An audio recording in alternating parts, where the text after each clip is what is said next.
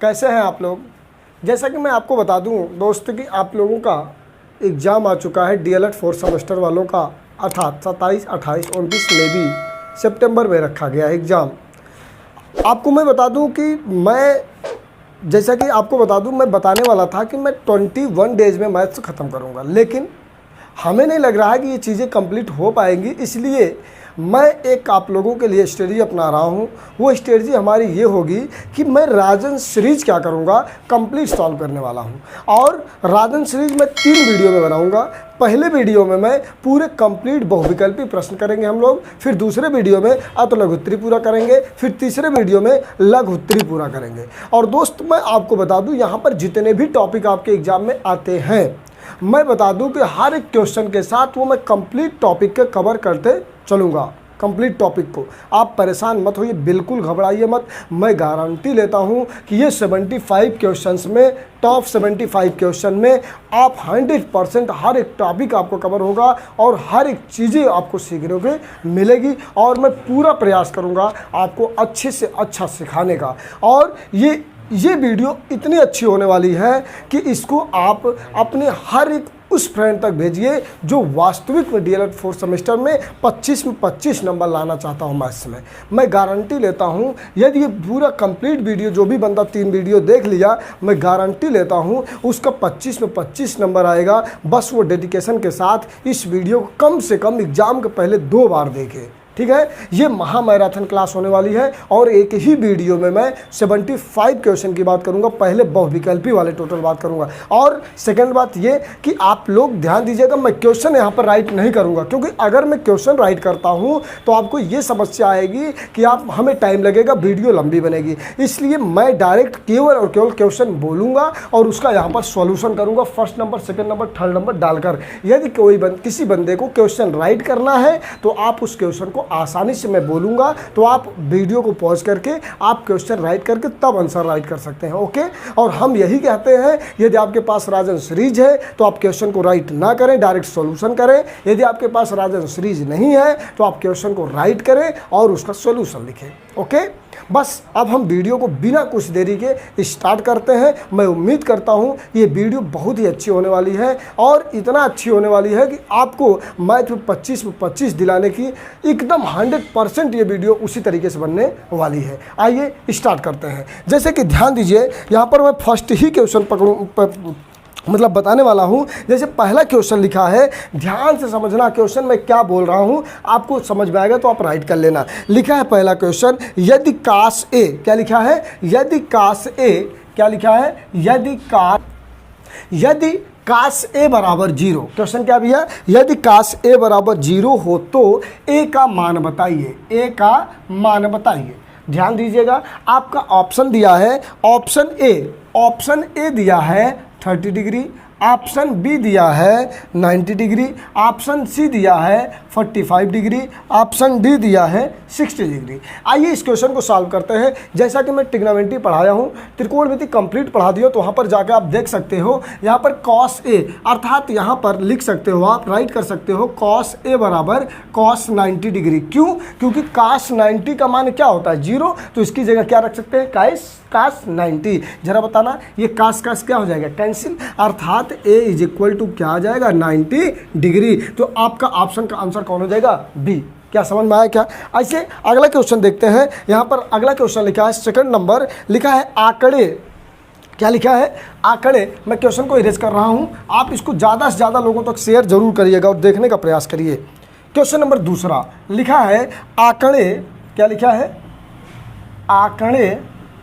आंकड़े लिखा है 5, 7, 9, 8, 7, 9, 7, 7, 5, 3, 5।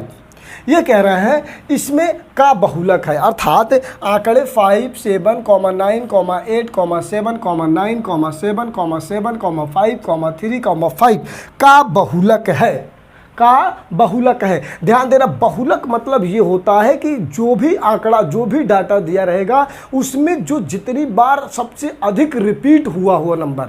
जैसे आइए हम लोग 5 को देखते हैं, आप देखेंगे तो 5 कितनी बार रिपीट हुआ, 1, 2 3, 5 कितनी बार रिपीट हुआ है? 3 टाइम्स बार। आप देखते हैं जरा 9 आइए देखिए, 9 1 2 केवल 2 बार, अर्थात अभी 5 है। आइए 8 देखते हैं, 8 एक ही बार हुआ है, 3 एक ही बार हुआ है। 7 देखते हैं तो देखो 1 2 3 4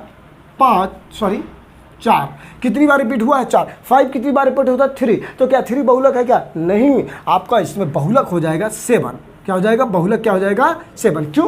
ये जो नंबर डाटा में सबसे अधिक बार रिपीट हुआ होगा वही हमारा बहुलक होता है। अर्थात यहाँ पर क्वेश्चन आपका ऑप्शन रहने वाला है ए, क्योंकि ए में ऑप्शन 7 दिया हुआ है। समझ में आया? अगला क्वेश्चन आइए देखते हैं। अगला क्वेश्चन देखिए, मैं थोड़ा सा तेजी बताने की कोशिश कर रहा हूँ क्योंकि मुझे टॉप 75 क्वेश्चन करने हैं, इसलिए ध्यान से। आइए क्वेश्चन नंबर 3 राइट करते हैं। यहाँ पर लिखा है अंडर रूट बी अपान ए इंटू अंडर रूट सी अपान बी इंटू अंडर रूट ए अपान सी का मान बताइए।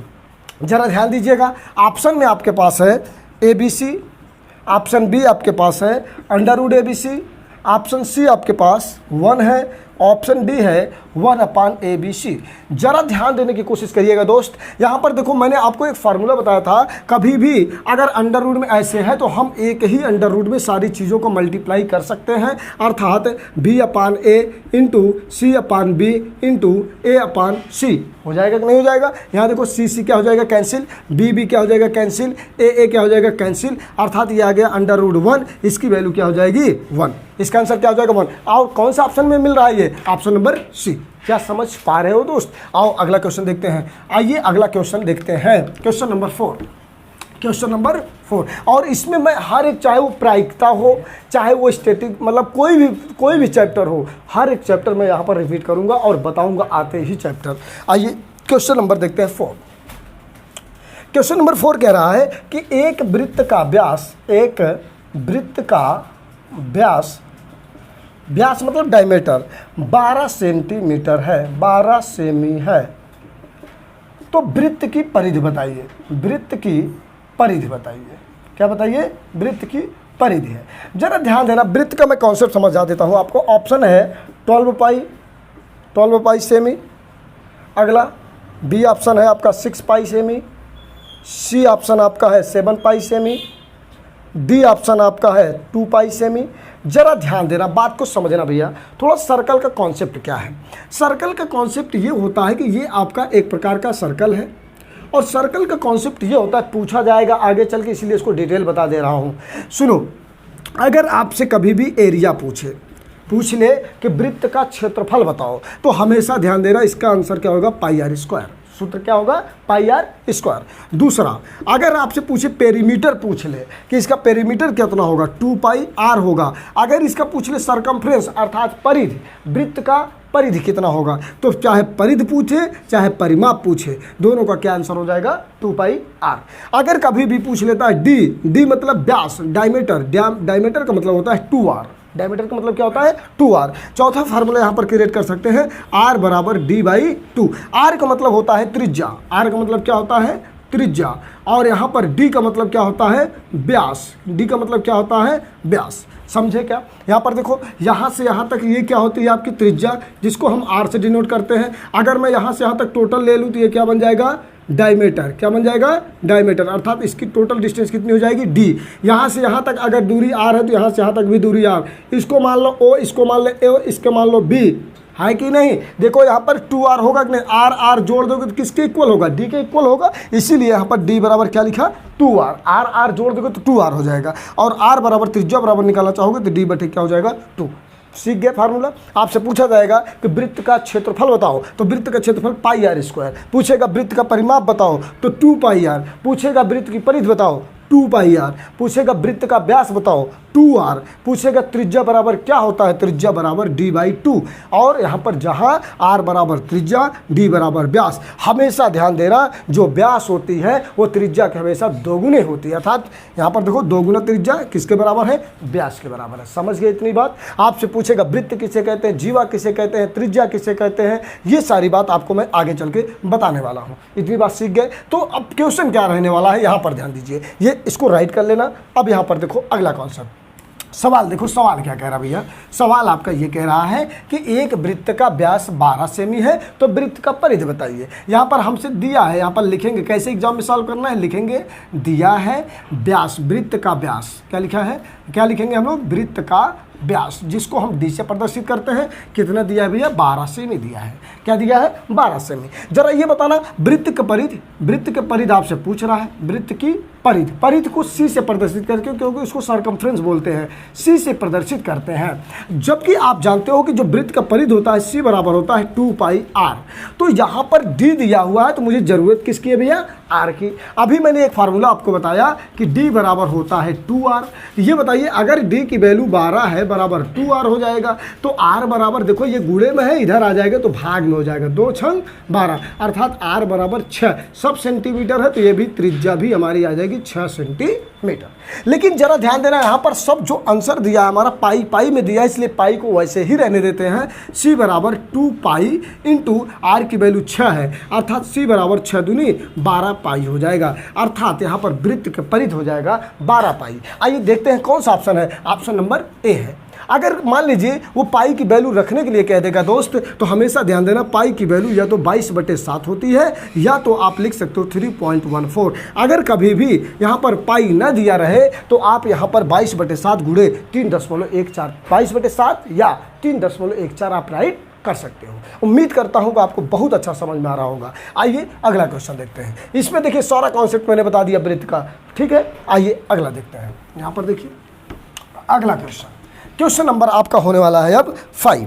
पूछा है समांतर समचतुर्भुज के अंतःकोणों का योग होता है। दोस्त एक चीज ध्यान देना, समांतर समचतुर्भुज के अंतःकोणों का योग 4 समकोण के बराबर होता है। 360 डिग्री का होता है, इसलिए वो 90 डिग्री का होता है, इसलिए ध्यान देना 4 समकोण के बराबर होता है। आंसर अपन डी हो जाएगा। आइए अगला क्वेश्चन देखते हैं। क्वेश्चन नंबर 6 लिखा है, क्वेश्चन नंबर 6, परिमेय संख्या -32/-100 को सरल कीजिए। क्या करिए, सरल रूप बताइए। ऑप्शन दिया है, ऑप्शन के हिसाब से हम लोग सरल करेंगे। 8/5 माइनस, ऑप्शन बी दिया है 16/-25, ऑप्शन सी अपन दिया है 8/25, ऑप्शन डी दिया है -8/25। जरा ध्यान देने की कोशिश करिए करना भैया। यहाँ पर देखो 32/100 है, लेकिन माइनस माइनस दोनों में है, तो करेंगे क्या, इस माइनस माइनस को कर देंगे कैंसिल, अर्थात बचेगा 32/100। अब इसको ऐसा इरेज करो, देखो या दोनों नंबर से इरेज होना चाहिए, क्योंकि जो अंश और हर में होता है जिस नंबर से आप काटोगे वो दोनों में डिवाइड होना चाहिए। यहाँ पर देखो अगर आपने कहा था 4 8 32, तो 4 दूनी 8 4 5 20, अर्थात इसका आंसर आने वाला है 8/25। और 8/25 किस ऑप्शन में है, देखो ऑप्शन नंबर सी, आप उनका आंसर हो जाएगा 8/25। आइए क्वेश्चन नंबर 7 देखने वाले हैं। आइए क्वेश्चन नंबर 7 देखने वाले हैं। थोड़ा भैया इसमें इंक डाल देना। क्वेश्चन नंबर 7 देखने वाले हैं। 7 देखिए लिखा है, आपको एक क्वेश्चन मैं वहाँ पर करा चुका हूँ। 0 पॉइंट, ध्यान देना कितने जीरो हैं, 3 2 5, मतलब 1 2 3 4 5, और लिखा है 1। कह रहा है घनमूल है, इसका का घनमूल है। ऑप्शन लिखा है 0.001, बी ऑप्शन आपका है 0.01, ऑप्शन सी आपका है 0.001, ऑप्शन डी आपका है 0.1। आइए इसको देखते हैं ये क्वेश्चन कैसे सॉल्व होगा। घनमूल का मतलब क्या होता है, घनमूल का मतलब 3 का पेयर। अगर घन कह देता तो इसका मतलब 3 बार मल्टीप्लाई। ध्यान देना भैया, यहाँ पर लिखा है 0.1 2 3 4 5 और 1 लिखा है। ये बताना भैया पॉइंट हटाओगे तो 1 आ जाएगा। जितने नंबर होते हैं उतने जीरो, 1 2 3 4 5 6, इसलिए 1 2 3 4 5 6 हो जाएगा। ठीक है भैया। अब ये बताना अगर आप इसका घनमूल निकालते हो तो घनमूल का मतलब ये हो जाएगा, इसको हम कर लेंगे करणी में, यही तो होगा। और यहाँ पर क्या लिख लेंगे, करणी, यहाँ पर 3 हो जाएगा। क्या हो जाएगा, 3। क्यों, घनमूल का मतलब यही है, अर्थात इसको लिख सकते हैं 1/, ये लिख सकते हैं 100, 1 × 1 लिख लो भैया 3 बार, कोई मतलब नहीं, क्योंकि 1 का मल्टीप्लाई चाहे जितनी बार करो आंसर सेम आने वाला है। अगला, अगर आप यहाँ पर इसको यहाँ पर देखो, ध्यान से समझना, अगर इसको आप निकालते हो तो टाइम वेस्ट होगा आपका। समझो इसको कैसे करेंगे, 3 का पार्ट में अगर जोड़े, तो अगर मैं इसको 100 × 100 कर दूँ तो कोई तकलीफ आपको होगी क्या, नहीं होनी चाहिए। क्यों, क्योंकि 3 3 6 0 है भी, देखो 2 2 2 4 2 6 बना लिया। इससे ये बेनिफिट होगा, यदि आप मल्टीप्लाई करते हो यही आएगा, लेकिन इससे ये बेनिफिट होगा हम इसका पेयर बाहर कर लेंगे। 1 1 1, एक 1 बाहर हो जाएगा, यहाँ पे एक पेयर। क्यों? क्योंकि भैया जानते हो कि घनमूल में 3 3 का पेयर बनता है, तो यहाँ पर 3 3 का पेयर बना दिया। डिवाइड करो 0.01, आप उनका आंसर क्या होने वाला है? 0.01। जिस ऑप्शन में होगा ऑप्शन नंबर बी होने वाला है। क्या आप इस चीज़ों को समझ पा रहे हैं अच्छे से? उम्मीद करता हूँ कि आप बहुत ही अच्छे से समझ पा रहे होंगे। आइए दोस्त क्वेश्चन नंबर 8 देखते हैं। क्वेश्चन नंबर 8 क्या कहने वाला है? देखिए, हम ज़्यादा इधर उधर की बातें न करते हुए हम सिलेबस की बात आज कर रहे हैं, क्योंकि यहाँ पर टाइम बहुत कम है। आप जितना ज़्यादा से ज़्यादा हो सके मेहनत करिए, समझ रहे हैं कि तभी 25 में 25 आएगा। मैं गारंटी लेता हूँ 100% 25 में 25 आने वाला है। बस आप मेहनत करो मेरे साथ। आइए क्वेश्चन नंबर 8 देखते हैं। क्वेश्चन नंबर 8 है समीकरण 3x + 3x = 6 लिखा है दोस्त, और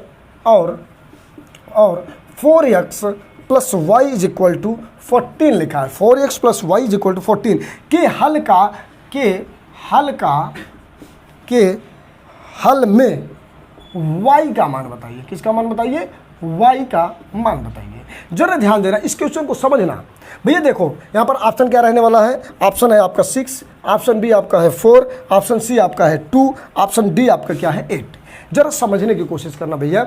यहाँ पर लिखा है 3x = 6। ये बताना भैया 3x = 6 एक जगह लिखा है, एक जगह लिखा है 4x + y = 14। जरा बताइएगा, यहाँ ध्यान दीजिए। 3x = 6 ये गुणे में है तो यहाँ आ जाएगा 6/3, क्योंकि डिवाइड में आ जाएगा। 3 2 जा 6, अर्थात x बराबर कितना आ गया? 2।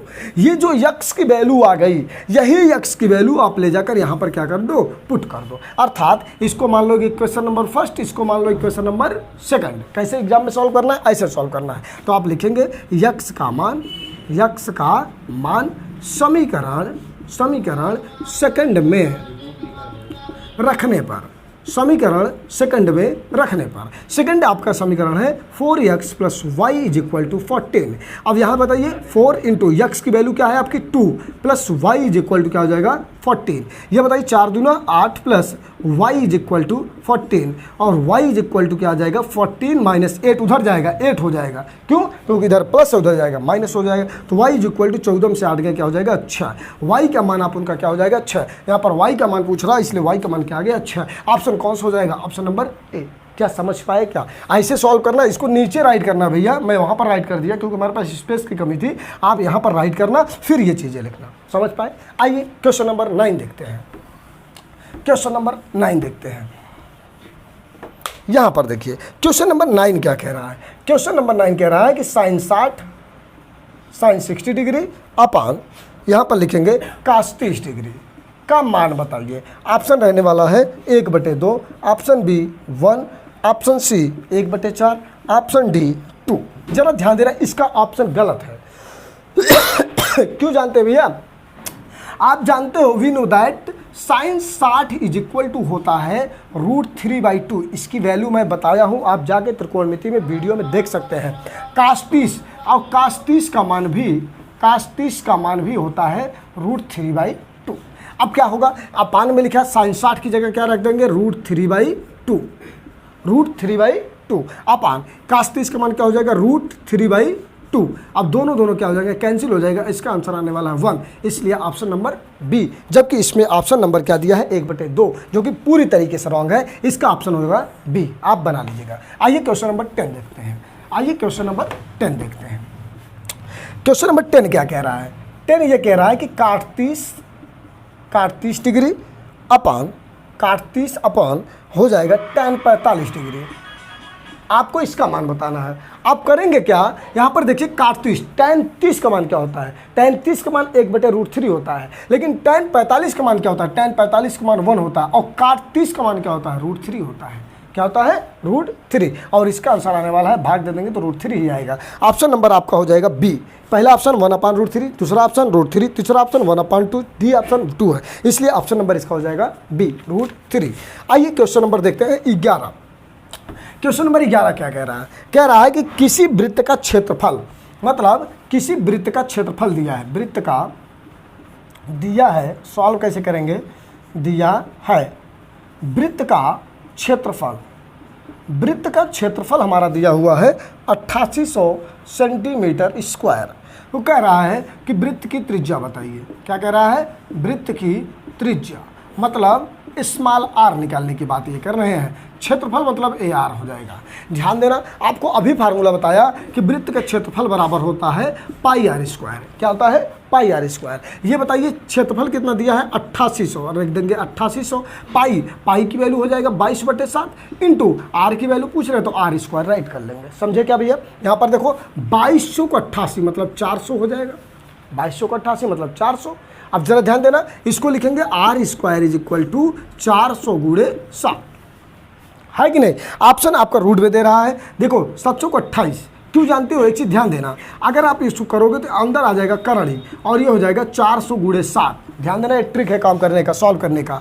आर बराबर इसको आप राइट कर सकते हो 20 × 20 राइट कर सकते हो कि नहीं राइट कर सकते हो? बताओ भाई, 20 अगर 2 दूनी 400 400 होगा कि नहीं? और इंटू इसको कर लो 7। ये बताना, जब इसको आप बाहर निकालोगे तो जानते हो जब करड़ी में होता है, जब स्क्वायर में होता है, स्क्वायर रूट में होता है तो इसमें डबल का पेयर बनता है, अर्थात इसका पेयर बनेगा 20 बाहर आ जाएगा तो आ जाएगा 20√7 और सेंटीमीटर में दिया है सब सेंटीमीटर, अर्थात वृत्त की त्रिज्या क्या हो जाएगी? 20√7। Option number D. समझ पाए क्या? ऐसे निकालना, अगर अतलघुत्री में आ गया तो आपको ऐसे सॉल्व करना पड़ेगा, इसलिए ऑप्शन नंबर इसका डी हो जाएगा। आइए क्वेश्चन नंबर देखते हैं 12। आइए क्वेश्चन नंबर देखते हैं 12। क्वेश्चन नंबर 12 क्या कह रहा है? क्वेश्चन नंबर 12 ये कह रहा है 2x² - x - 1 बराबर 0 के हल है।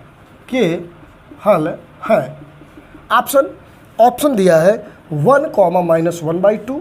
ऑप्शन बी दिया है -1, (1/2). ऑप्शन सी दिया है 2, 1। ऑप्शन डी दिया है 1, 2। ध्यान से समझने की कोशिश करना भैया। लिखा है 2x² - x - 1 is equal to 0। ज़रा ध्यान देने की कोशिश करना। हम फैक्टर कैसे करते हैं? हम क्या करते हैं, इस वाले नंबर को इस वाले नंबर में क्या कर देते हैं? मल्टीप्लाई। जैसे आप करोगे तो 2 × 1 बराबर क्या आ जाएगा? 2। अब कारण कंडीशन क्या होती है? अगर यहाँ माइनस है, प्लस होता तो जोड़ने पर, माइनस है तो घटाने पर।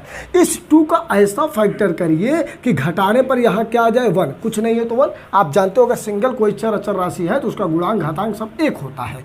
तो ऐसा कुछ करिए कि यहाँ घटाने पर क्या आ जाए? 1, लेकिन गुणा करने पर 2 ही आए। तो ऐसा क्या फैक्टर हो जाएगा? अगर 2 में से 1 घटाओगे तो क्या आएगा? 1। अगर 2 में 1 गुणा करोगे तो आएगा 2 ही। तो इसका मतलब ये फैक्टर है। तो आइए राइट करते हैं। यहाँ लिख सकते हो 2x² माइनस x की जगह क्या लिखोगे? 2 - 1 इंटू x। क्यों? क्योंकि 1 की जगह 2 में से 1 गए, 1 बात तो वही हुई, चाहे 2 - 1 लिख दिया इंटू -1 इज इक्वल टू 0। अब जरा ध्यान देना भैया, जरा यहाँ पर ध्यान देना। यहाँ पर हो जाएगा 2x² minus 2x minus minus क्या हो जाएगा? प्लस, और x हो जाएगा -1 इज इक्वल टू क्या हो जाएगा? 0। यहाँ से आप क्या ले लेंगे? कॉमन क्या लेंगे? 2x। जैसे 2x कॉमन लेंगे तो बचेगा x - 1। समझ पा रहे हैं ना भैया? और जो यहाँ पर है वही हमको अगले ब्रैकेट में लाना है, इसलिए यहाँ पर +1 ले लेंगे कॉमन। ये हो जाएगा x - 1 इज इक्वल टू 0। इसको लिख सकते हैं x - 1 एक ब्रैकेट में, 2x + 1 एक ब्रैकेट में, और बराबर सब हो जाएगा 0। कैसे सॉल्व करेंगे? अब इसमें 2 इक्वेशन सॉल्व करेंगे। कंडीशन पहले ये होती है कि x - 1 बराबर लिखो। ये देखो इधर गुणे में उधर भाग में जाएगा तो सब हो जाएगा 0, और ये x बराबर क्या आ जाएगा? 1। पहली कंडीशन। दूसरी कंडीशन, अगर मान लीजिए 2x + 1 आप इधर रखते हैं और इस x - 1 को उधर ले जाते हैं तो सब हो जाएगा 0, अर्थात 2x इज इक्वल टू क्या हो जाएगा? -1। क्यों? क्योंकि +1 है, उधर जाएगा तो -1, अर्थात x इज इक्वल टू क्या आ जाएगा? -1/2। अर्थात अतः x बराबर या तो 1 होगा या तो -1/2 होगा। ऑप्शन कौन मिलने वाला है? ऑप्शन नंबर देखिए ए मिलने वाला है, क्योंकि 1 - 1/2। समझ पाए क्या? बहुत मज़ा आने वाला है दोस्त। इसको देखो अतलघुत्री माता तो इसको इस तरीके से सॉल्व करते हैं, लेकिन ऑप्शन में है तो ऑप्शन में डायरेक्ट यहाँ करेंगे। समझ पाए? आइए क्वेश्चन नंबर 13 देखते हैं। क्वेश्चन नंबर 13 यहाँ पर ध्यान दीजिएगा। क्वेश्चन नंबर 13 क्या कह रहा है? 13 कह रहा है संख्या 14,641 में के वर्गमूलों में अंकों की संख्या बताइए। ऑप्शन आपके पास रहने वाला है 5, ऑप्शन आपके पास है 2, ऑप्शन सी आपके पास है 3, ऑप्शन डी आपके पास है 4। आइए इसको सॉल्व करते हैं। यहाँ पर देखिए ये दिया है 14,641। आइए इसको वर्गमूल करते हैं भाग विधि से। भाग विधि से वर्गमूल करना आप लोगों को मैंने सिखाया है। यहाँ पर वर्गमूल जब निकालते हैं भाग विधि से तो हमेशा डबल का पेयर बनाते हैं। देखो 1 पेयर 2 पेयर और यहाँ बचेगा 1, तो 1 ही का नाम 1 बताया था ना, ऐसा लिख लेते हैं और इसको ऐड कर लो। 1 1 क्या हो जाएगा 2, आप उनका 1 यहाँ हो जाएगा, 1 1 कट जाएगा, माइनस कर देंगे, बचेगा यहाँ 46, 46 ऐड कर लेंगे।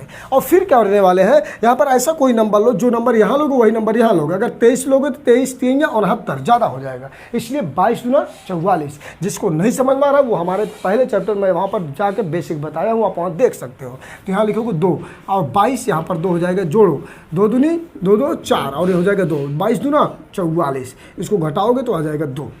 अब जरा ध्यान देना, हमेशा पेयर साथ में राइट करते हैं तो 41 यहाँ पर राइट होगा और यहाँ पर 24 ऑलरेडी है। जो नंबर यहाँ लोगे वही नंबर यहाँ लेना पड़ेगा, अर्थात 1 लेंगे, 1 1 जा 1 और यहाँ पर मल्टीप्लाइज का हो जाता है, 1 1 जा 1 ऐड हो जाता है, 1 1 2 4 और आपका 2 यहाँ पर मल्टीप्लाई, 1 1 जा 1 1 4 जा 4 1 2 जा 2, सब्ट्रैक्ट करोगे तो सब आ जाएगा 0। अर्थात यहाँ पर पूछा क्या है, पूछा ये है कि वर्गमूल में अंकों की संख्या कितनी है। तो वर्गमूल में अंकों की संख्या कितनी है, देखो 1 2 1 है, वर्गमूल में अंकों की संख्या 1 2 3। ऑप्शन कौन रहने वाला, सी। ऑप्शन नंबर आपका हो जाएगा सी। समझ पाए क्या। आइए क्वेश्चन नंबर 14 देखते हैं।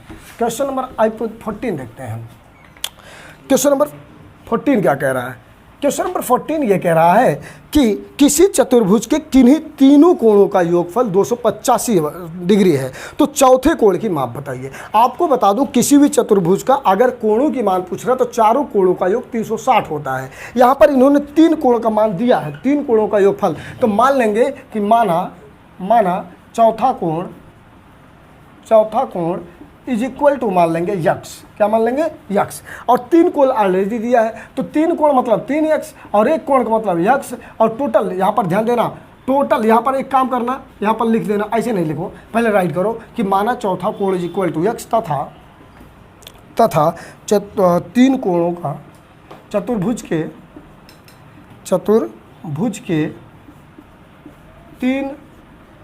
तीनों कोणों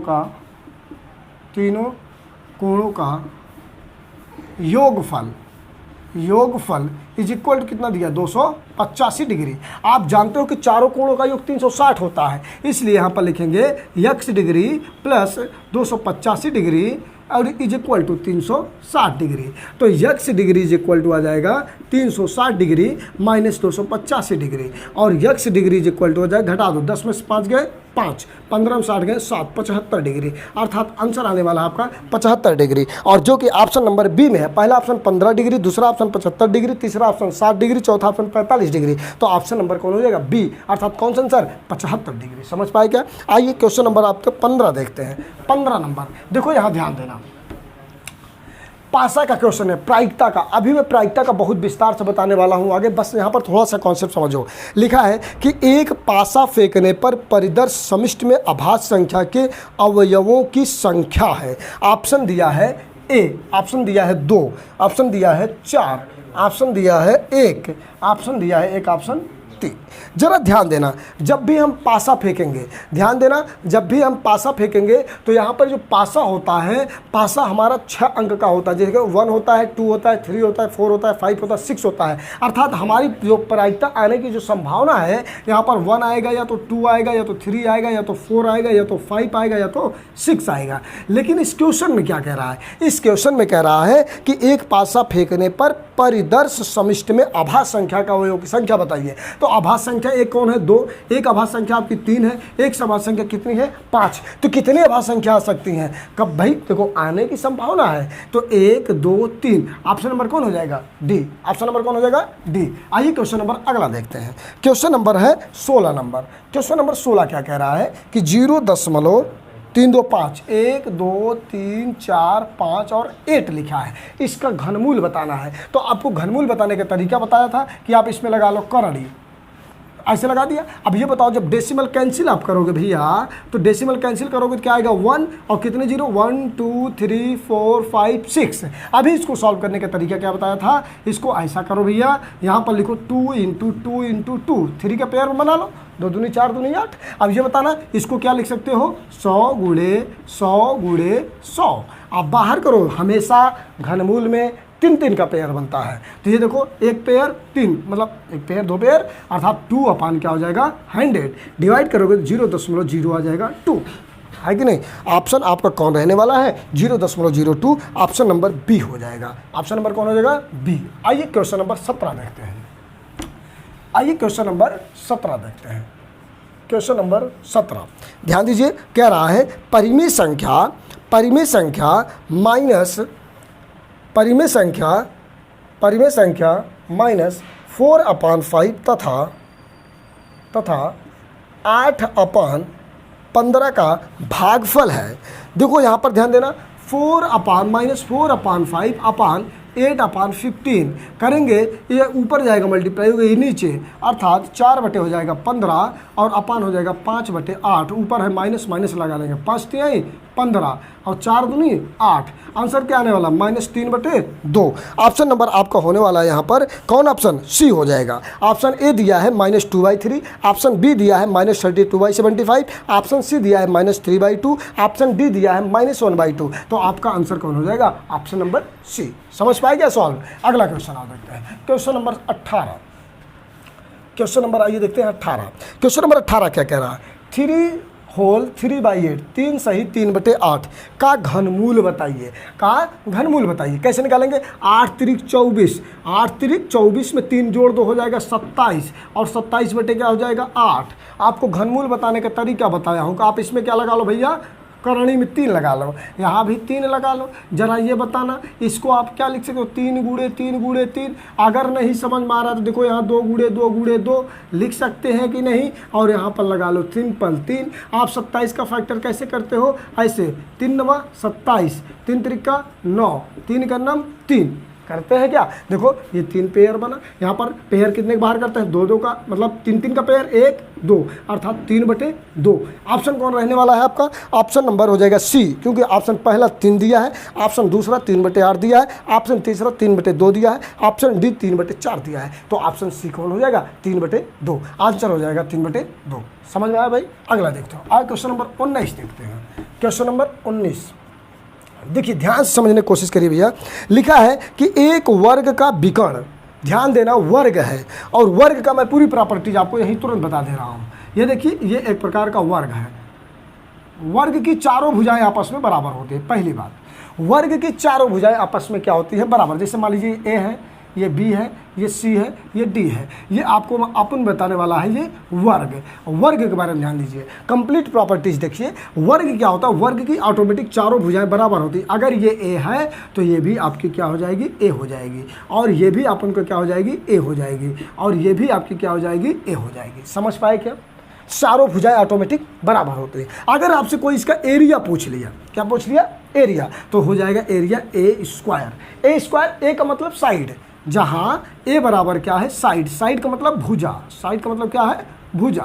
जरा ध्यान दिया, एरिया क्या हो जाएगा ए स्क्वायर, और या तो साइड का स्क्वायर लिख सकते हैं या भुजा का स्क्वायर लिख सकते हैं। परिमाप क्या हो जाएगा, चारों को जोड़ लो, ए जोड़ो, 1 1 2 ए 3 ए 4 ए, अर्थात आपका परिमाप क्या हो जाएगा 4 ए। समझ पाएगा। विकर्ण कैसे निकालते हैं, विकर्ण ये है, हमने आपको बताया था ये क्या हो जाती है कर्ण, त्रिकोणमिति में बताया हूँ। कर्ण है, इसकी वैल्यू मुझे नहीं पता है, अर्थात विकर्ण को हम डी से प्रदर्शित करते हैं, डी मुझे निकालना है। ये बताओ ये तुम्हारा आधार है, ये लंब है, तो फार्मूला एक मैंने बताया था निकालने का, के स्क्वायर बराबर ए स्क्वायर प्लस एल स्क्वायर। हाल मैं चाहूँ तो डायरेक्ट लिख सकता हूँ, लेकिन तुम्हें प्रूव करके बता रहा हूँ। जरा देखना, ए की वैल्यू ए स्क्वायर, एल की वैल्यू ए स्क्वायर, तो दोनों जोड़ोगे तो 2a स्क्वायर, के स्क्वायर बराबर आ गया 2a स्क्वायर। तो ये के है, और देखना इसको अंडर रूट 2 इंटू ए राइट कर सकते हैं क्या। देखो ए डबल पेयर बन रहा है क्योंकि स्क्वायर रूट है, बाहर निकालोगे तो के बराबर आ जाएगा a√2। इसका मतलब विकर्ण क्या हो जाएगा हमारा a√2। तो विकर्ण फार्मूला क्या हो गया a√2। देखो यहाँ पर मैंने 3 फार्मूला का निर्माण किया। पूछ लिया वर्ग का क्षेत्रफल बताओ, तो वर्ग का क्षेत्रफल क्या होगा, ए स्क्वायर। पूछ लिया वर्ग का परिमाप बताओ, तो वर्ग का परिमाप क्या होगा, 4a। पूछ लिया वर्ग का विकर्ण क्या होगा, तो वर्ग का विकर्ण क्या हो जाएगा, a√2। समझे क्या। और इसके प्रत्येक कोण कितने डिग्री के होते हैं, 90 डिग्री। इसके प्रत्येक कोण कितने डिग्री होने वाले भैया, 90 डिग्री। समझ पाए क्या दोस्त। और इसके विकर्ण आपस में बराबर होते हैं, ये भी ध्यान देना। समझ पाए। आइए क्वेश्चन नंबर, अब क्वेश्चन 19 को सॉल्व करते हैं। लिखा है कि एक वर्ग का विकर्ण बताओ। यहाँ पर ऑलरेडी विकर्ण दिया हुआ है, दिया है लिखेंगे, दिया है, अच्छे से लिख देता हूँ, दिया है, दिया है विकर्ण, विकर्ण मतलब डी दिया हुआ है भैया 5√2 सेमी, है ना। और आपसे पूछ रहा है कि वर्ग की भुजा बताओ। भुजा का मतलब होता है ए, भुजा का मतलब साइड, साइड का मतलब ए, शॉर्ट फॉर्म इसको ए बोल देते हैं। अर्थात ए आपसे पूछ रहा है, ए आपसे क्या कर रहा है, पूछ रहा है। ए इज इक्वल टू वाट, ए का मतलब भुजा या साइड।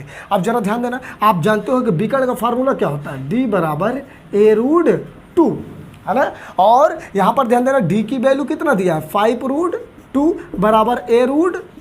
देखो यहाँ √2 दोनों सेम है, a√2 कैंसिल हो जाएगा। अर्थात a बराबर क्या हो जाएगा, 5 सेंटीमीटर। अर्थात आपका ऑप्शन कौन रहने वाला है, ऑप्शन नंबर बी। देख रहे हो कितना एक्सप्लेन किया मैंने क्वेश्चन को। ध्यान से इसको राइट कर लेना, अच्छे से कॉपी में शॉर्ट नोट्स जरूर बना लेना दोस्त, और इसको 3-4 बार आप रिवाइज कर लेना। आइए क्वेश्चन नंबर 20 देखते हैं। क्वेश्चन नंबर 20,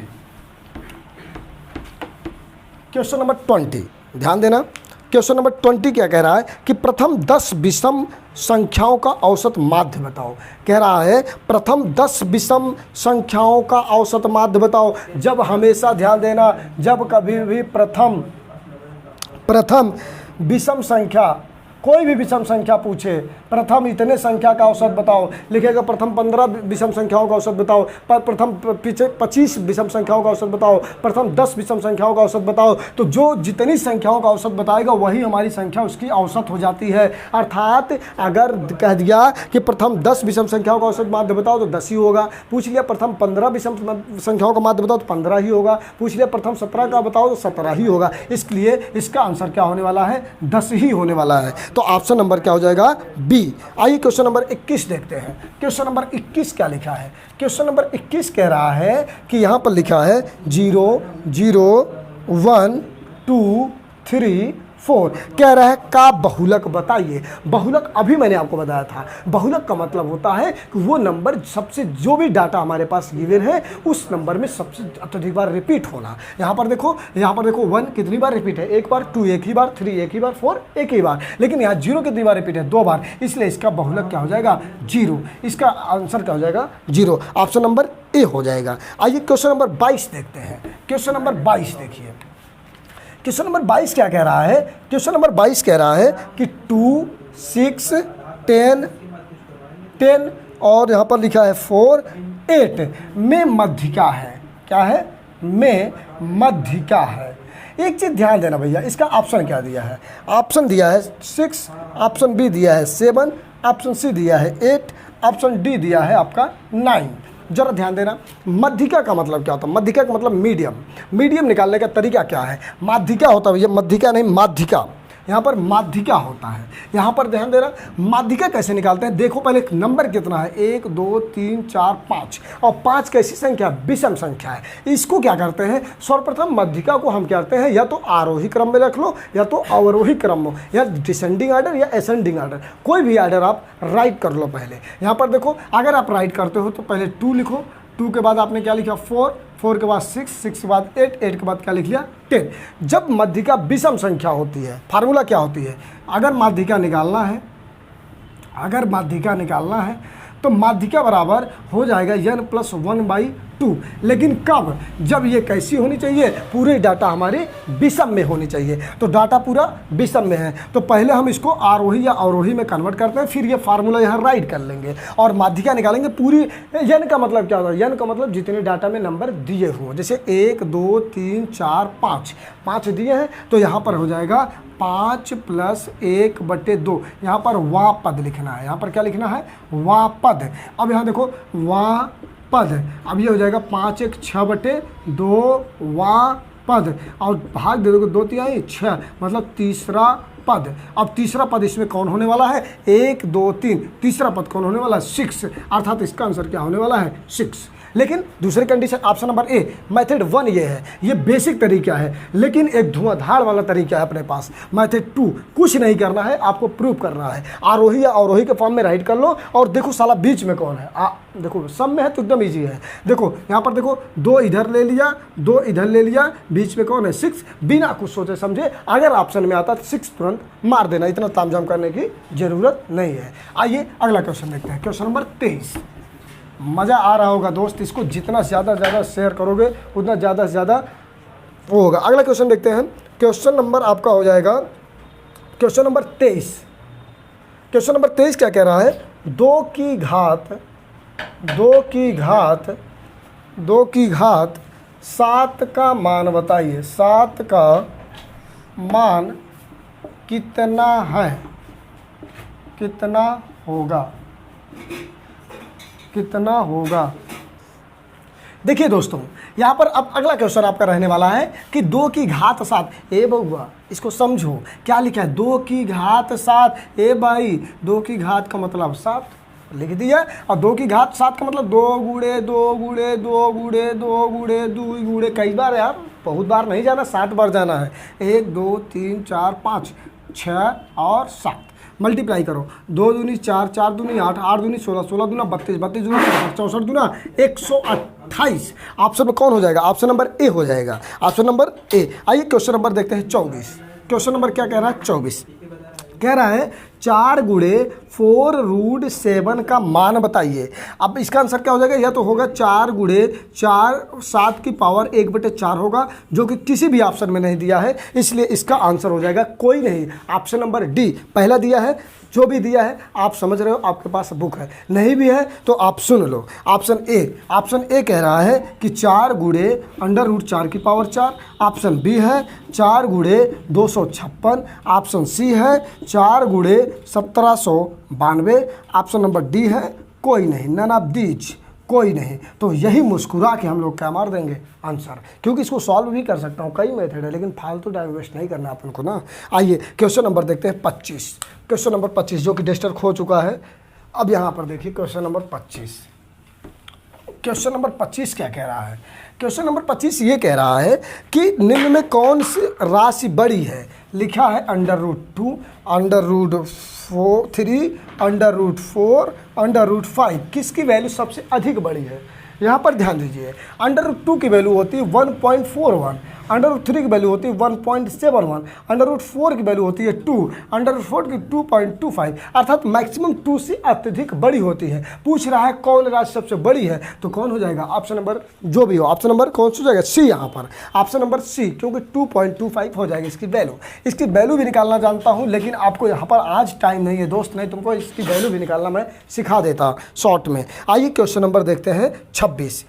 क्वेश्चन नंबर 26 क्या कह रहा है, √2 की वैल्यू बताओ। √2 की वैल्यू होता है 1.41, ऑप्शन नंबर ए हो जाएगा। 1.414 लिखा है, इसीलिए ऑप्शन नंबर ए हो जाएगा। क्वेश्चन नंबर 27 देखते हैं। क्वेश्चन नंबर 27 क्या कह रहा है कि करणी √3 × √2 का मान बताइए। ऑप्शन दिया है ए √5, ऑप्शन बी दिया है √6, ऑप्शन सी दिया है √2, ऑप्शन डी दिया है √3। जरा ध्यान देना, √3 × √2 है ना। अब ध्यान देना, √3 आपको एक फार्मूला बताए थे बहू कि √a × √b अगर है तो उसको साथ में √ab राइट कर सकते हैं, ये फार्मूला होता है। तो √3 × √2 है तो √3 × √2 को हम क्या राइट कर सकते हैं, √3 × 2 मतलब √6। ऑप्शन कौन रहने वाला है, बी होने वाला है। समझ पाए क्या। आइए क्वेश्चन नंबर आपका 28 देखते हैं।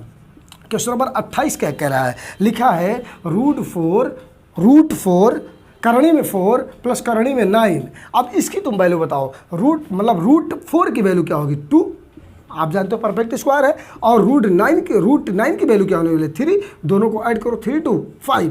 ऑप्शन नंबर कौन हो जाएगा, ए। ऑप्शन नंबर ए 5 है, ऑप्शन नंबर बी है 4, ऑप्शन नंबर सी है 3, ऑप्शन डी है 2, इसलिए ऑप्शन नंबर कौन हो जाएगा 5। Question number 29। क्वेश्चन नंबर 29 क्या कह रहा है, जरा ध्यान देना भैया। क्वेश्चन नंबर आपका 29 कह रहा है कि 7 का वर्ग बताइए, वर्ग मतलब स्क्वायर, 7 का वर्ग क्या हो जाएगा, 7 का वर्ग मतलब 7 7 49। ऑप्शन नंबर कौन सा हो जाएगा आपका, सी ऑप्शन 49। पहला ऑप्शन 42 दिया, दूसरा ऑप्शन 36 दिया, तीसरा ऑप्शन 49 दिया, चौथा ऑप्शन 48 दिया, तो कौन सा आंसर हो जाएगा, 49 वाला, ऑप्शन नंबर सी। अगला क्वेश्चन 30 नंबर क्वेश्चन कह रहा है 169 का वर्गमूल है। तो ये तो थोड़ी ना कहा हमसे भाग विधि में बताइए, गुणन विधि में बताइए, तो 169 लिखा है तो इसका वर्गमूल आइए हम लोग निकालते हैं, गुणन विधि से निकाल लेते हैं। आप जानते हो कि ये नंबर 2 से नहीं कटेगा न 3 से होगा, ये डायरेक्ट 13 का वर्ग है, 13 से करेंगे, 13 के नाम 13, 13 39, 13 के नाम 13, और यहाँ पर आ जाएगा 169 इज इक्वल टू हो जाएगा 13 इंटू 13 करणी में, और हमेशा जानते हो स्क्वायर में डबल का पेयर, यहाँ डबल का पेयर बनेगा अर्थात 13 आपका बाहर हो जाएगा, इसका आंसर होने वाला है 13। ऑप्शन नंबर क्या हो जाएगा, ए, क्योंकि ऑप्शन ए दिया है 13, ऑप्शन बी दिया है 14, ऑप्शन सी दिया है 12, ऑप्शन डी दिया है 15, ऑप्शन हो जाएगा ए 13। आइए अगला क्वेश्चन नंबर 31, क्वेश्चन नंबर 31 देखिए 31 क्या कह रहा है, लिखा है 21 सही 51 बटे 169 का वर्गमूल ज्ञात कीजिए। यहाँ बताना भैया 169 का मल्टीप्लाई किस में करेंगे, 21 में, 21 का मल्टीप्लाई करोगे, 1 में 9 का मल्टीप्लाई करोगे 9 ही हो जाएगा, 1 में 6 का मल्टीप्लाई 6, 1 में 1 का मल्टीप्लाई 1 में करोगे तो 1 हो जाएगा, 2 का मल्टीप्लाई 9 में, 2 9 जा 18 कैरी 1, 2 6 जा 12 1 13 कैरी 1, 2 1 जा 2 1 3, अर्थात 9 8 6 14 3 1 4 1 5, और यहाँ हो जाएगा 3 35 49, अर्थात यहाँ पर क्या जोड़ना पड़ेगा, 51 आप ऐड करो, जब जोड़ोगे तो 9 1 10 5 4 9 1 10 5 1 3600, अर्थात इसको राइट कर सकते हो 3600 अपान 169, और किस में, इस पे बना लो क्योंकि वर्गमूल पूछ रहा है, तो वर्गमूल में क्या हो जाएगा, इसको क्या राइट कर सकते हैं, ये वीडियो में बताया हूँ क्वेश्चन, आप वहाँ जाके देख सकते हो। इसको लिख सकते हो 60 गुणे 60,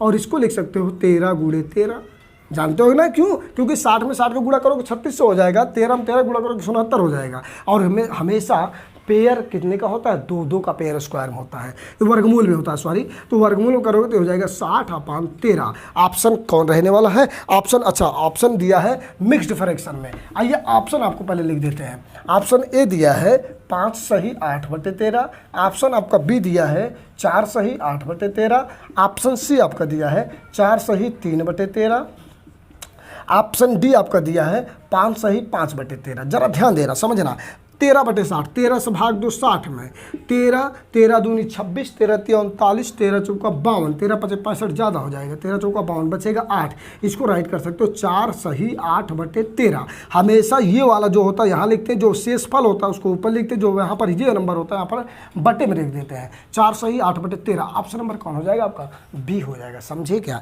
आइए अगला क्वेश्चन देखते हैं, क्वेश्चन नंबर 32। क्वेश्चन नंबर 32 क्या कह रहा है कि under root 64 minus under root 36 का मान बताओ। देखो यहाँ पर अंडर रूट 64 को क्या लिख सकते हो, अंडर रूट 8 गुणे 8 लिख सकते हो, माइनस अंडर रूट 36 को क्या लिख सकते हो, 6 गुणे 6। यहाँ से बाहर करोगे तो 8 आ जाएगा बाहर, माइनस लगा 6 बाहर यहाँ हो जाएगा, क्यों, क्योंकि यहाँ पर पेयर डबल का बनेगा, तो 8 में 6 का क्या आ जाएगा 2, इसका आंसर रहने वाला है 2। क्वेश्चन नंबर 32 का ऑप्शन हो जाएगा बी, 32 का ऑप्शन क्या हो जाएगा बी। आइए अगला क्वेश्चन देखते हैं, क्वेश्चन नंबर जो भी हो, क्वेश्चन नंबर अगला क्वेश्चन नंबर आप देखेंगे यहाँ पर 33। देखो यहाँ पर बेलन पूछ रहा है, ध्यान देना, थोड़ा बेलन के बारे में जान लेते हैं, कंप्लीट फार्मूले के बारे में इसके जान लेते हैं। यहाँ पर ध्यान दीजिए बेलन क्या होता है, आखिरकार हर चीज़ इसके बारे में हम लोग तुरंत जान लेते हैं आप लोग। देखिए बेलन का मतलब सिलेंडर, यहाँ पर देखिए कुछ इस तरीके से आपका फिगर बनता है, कुछ इस तरीके से आपका फिगर बनता है, और इस तरीके से फिगर बनने के बाद यहाँ पर ये है, मान लीजिए ये यहाँ से यहाँ तक ये इसकी आर होती है, ये इसकी क्या होती है, आर होती है, और यहाँ से यहाँ तक इसकी क्या होती है, ये टोटल हाइट होती है, क्या होती है, हाइट, और ये क्या होती है आपकी आर होती है। जरा ध्यान देना, हम इसमें कैसे बेलन का निकालेंगे। अगर आपसे वो पूछ लिया आयतन, पहली बात आयतन कैसे निकलेगा, यहाँ पर देखना, ये जो है ये वाली बात, ये आपकी पूरी परिधि है, अर्थात वृत्त के आकार का है कि नहीं है। तो हम क्या करेंगे, पहले अगर मुझे आयतन निकालना है तो आयतन का फार्मूला निकालेंगे, यहाँ पर वृत्त का क्षेत्रफल, या तो हम यहाँ पर लिखेंगे वृत्त का क्षेत्रफल, डायरेक्ट लिखो पाई आर स्क्वायर, और इनटू इसके हाइट से मल्टीप्लाई कर देते हैं, अर्थात v इज इक्वल टू आ जाएगा पाई आर स्क्वायर एच, पहली फार्मूला।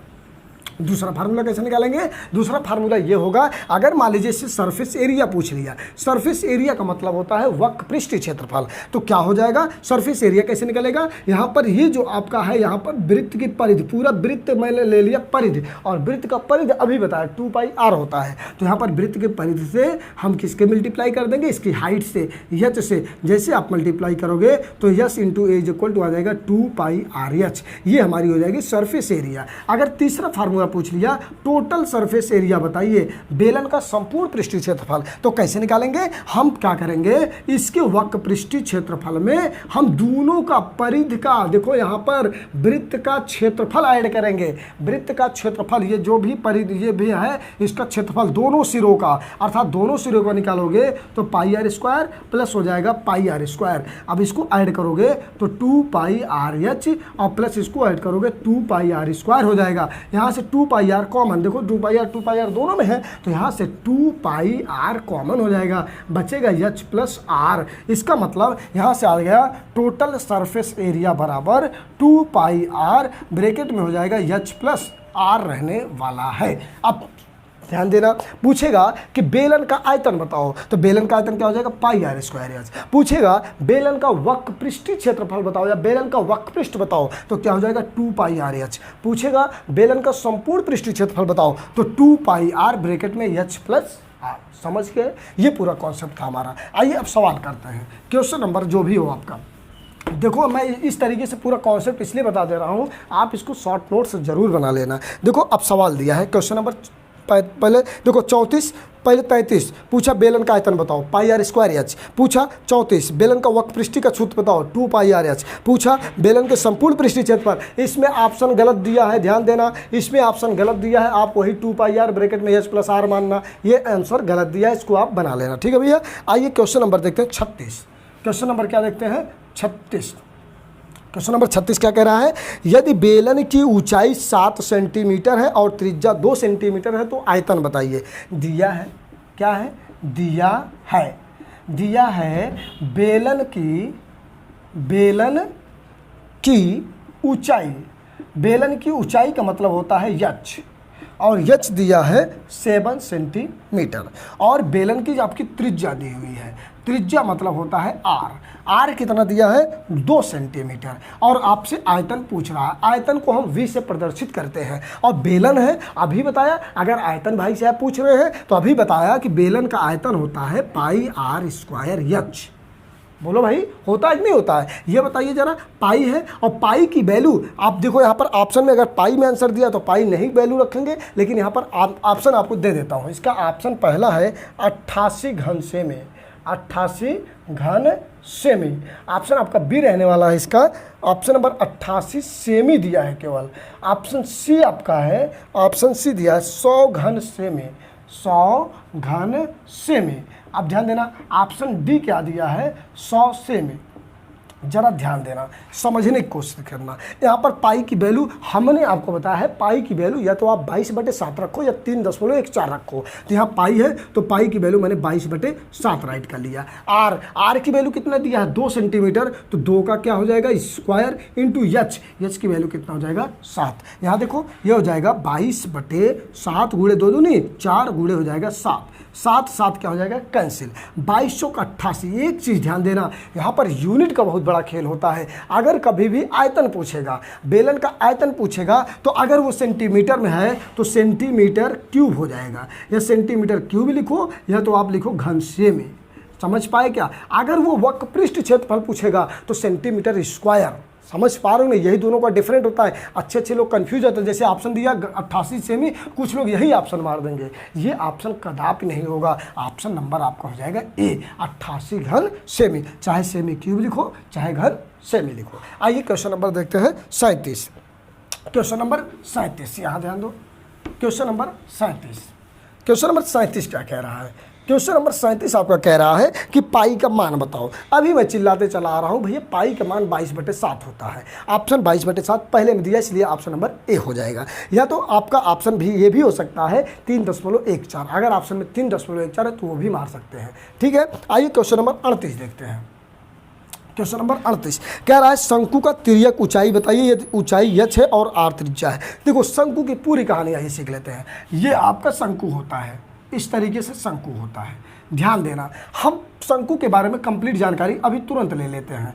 अगर आपसे पूछा शंकु, शंकु मतलब कोण, अगर आपसे आयतन पूछा तो 1/3 पाई r स्क्वायर एच होता है, 1/3 पाई आर स्क्वायर एच होता है। ये हो जाएगा शंकु का आयतन, पहला बात। दूसरा, अगर आपसे पूछ लिया शंकु का सरफेस एरिया तो हो जाएगा पाई आर यल, क्या हो जाएगा पाई आर यल। अगर तीसरा आपसे पूछ लिया, और क्या पूछ सकता है, आपसे पूछता है total surface area, total surface area मतलब संपूर्ण पृष्ठीय क्षेत्रफल। संपूर्ण पृष्ठीय क्षेत्रफल हो जाएगी पाई आर, ब्रैकेट में हो जाएगा यल प्लस आर, क्या हो जाएगा यल प्लस आर। आपसे पूछा चौथा, आपसे पूछा तिर्यक ऊंचाई। तिर्यक ऊंचाई को हम लोग यहाँ से किससे प्रदर्शित करते हैं, यल से। तिर्यक ऊंचाई को किससे प्रदर्शित करते हैं, यल से। और यहाँ पर हो जाएगा √r² प्लस एच स्क्वायर, या H square plus R square भी राइट कर सकते हो। तो पूछो, अगर पूछे कि शंकु का आयतन बताओ तो 1/3 पाई आर स्क्वायर एच। पूछे शंकु का वक्र पृष्ठीय क्षेत्रफल तो पाई आर यल। अगर पूछे शंकु का संपूर्ण पृष्ठीय क्षेत्रफल तो पाई आर, ब्रैकेट में यल प्लस आर। पूछे तिर्यक ऊंचाई, शंकु का तिर्यक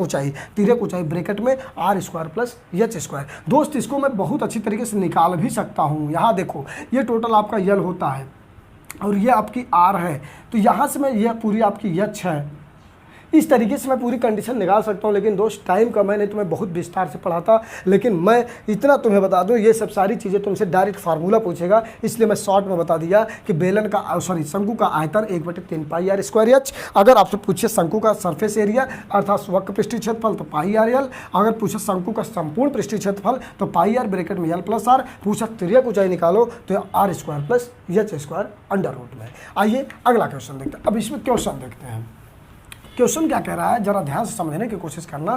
क्वेश्चन नंबर है हमारा 38। क्वेश्चन नंबर 38 कह रहा है, ऑप्शन दिया है शंकु की तिर्यक ऊंचाई यल बताइए, यदि ऊंचाई एच और त्रिज्या आर दिया है। अभी बताया तिर्यक ऊंचाई निकालने का फार्मूला यल बराबर √r² प्लस एच स्क्वायर, जो कि ऑप्शन बी हो जाएगा। ऑप्शन ए गलत है बिल्कुल, ऑप्शन सी भी गलत है, ऑप्शन डी भी गलत है। ऑप्शन ए में क्या दिया है, यल बराबर r³ plus H square. Option C दिया है r³ plus H cube. Option D दिया है r plus H. Option B दिया है यल बराबर √r² प्लस एच स्क्वायर, इसलिए ऑप्शन का हो जाएगा आपका बी हो जाएगा। आइए क्वेश्चन नंबर देखते हैं 39। क्वेश्चन नंबर क्या देखेंगे 39 में पूछा शंकु का आयतन बताइए, यदि ऊंचाई h और त्रिज्या हमारी r हो। अभी बताया शंकु का आयतन 1/3 पाई r² h दिया है, ऑप्शन नंबर डी सही हो जाएगा। आइए अगला बताते हैं, शंकु का वक्र पृष्ठीय क्षेत्रफल बताइए, यदि त्रिज्या r तथा तिर्यक ऊंचाई यल हो। तो भैया अभी बताया कि शंकु का वक्र पृष्ठीय क्षेत्रफल पाई आर यल होता है, ऑप्शन नंबर बी सही हो जाएगा। आइए क्वेश्चन नंबर 41 देखते हैं। क्वेश्चन नंबर कौन हो जाएगा 41 नंबर। 41 क्या कह रहा है कि 2, 3, 7, 9, 5 में बहुलक है। अभी मैंने बताया भैया ऑप्शन दिया है, जरा देखना, 2, option B 3, option C 5, option D कोई नहीं। जरा ध्यान देना भैया, ये बताना बहुलक का मतलब क्या होता है। जो हमारे पास डाटा मतलब उपलब्ध है, उस डाटे में जो नंबर सबसे अत्यधिक बार रिपीट हो वही हमारा बहुलक होता है। आइए देखते हैं, 2 कितनी बार रिपीट है, 1 बार। 3 कितनी बार रिपीट है, 1 ही बार। 7 कितनी बार रिपीट है, 1 बार। 9 कितनी बार रिपीट है, 1 बार। 5 कितनी बार रिपीट है, 1 बार। तो जरा बताना इसमें कौन सा बहुलक हो, कोई नहीं होगा भैया, option number D. Option number क्या हो जाएगा, डी। उत्कर्ष जी आप इसमें थोड़ा सा इंक डाल दीजिए। आइए अगला क्वेश्चन देखते हैं हम लोग। क्वेश्चन नंबर आइए देखते हैं 42। अब थोड़ा सा प्रायिकता के बारे में सीख लो, प्रायिकता के बारे में तो अच्छे से सीख लो, मैं तुम्हें सिखा रहा हूँ। थोड़ा सा हम पानी पी लें तब।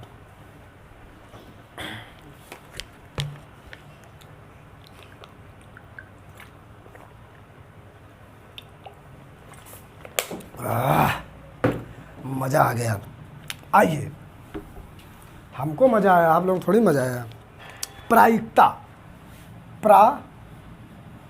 हमारा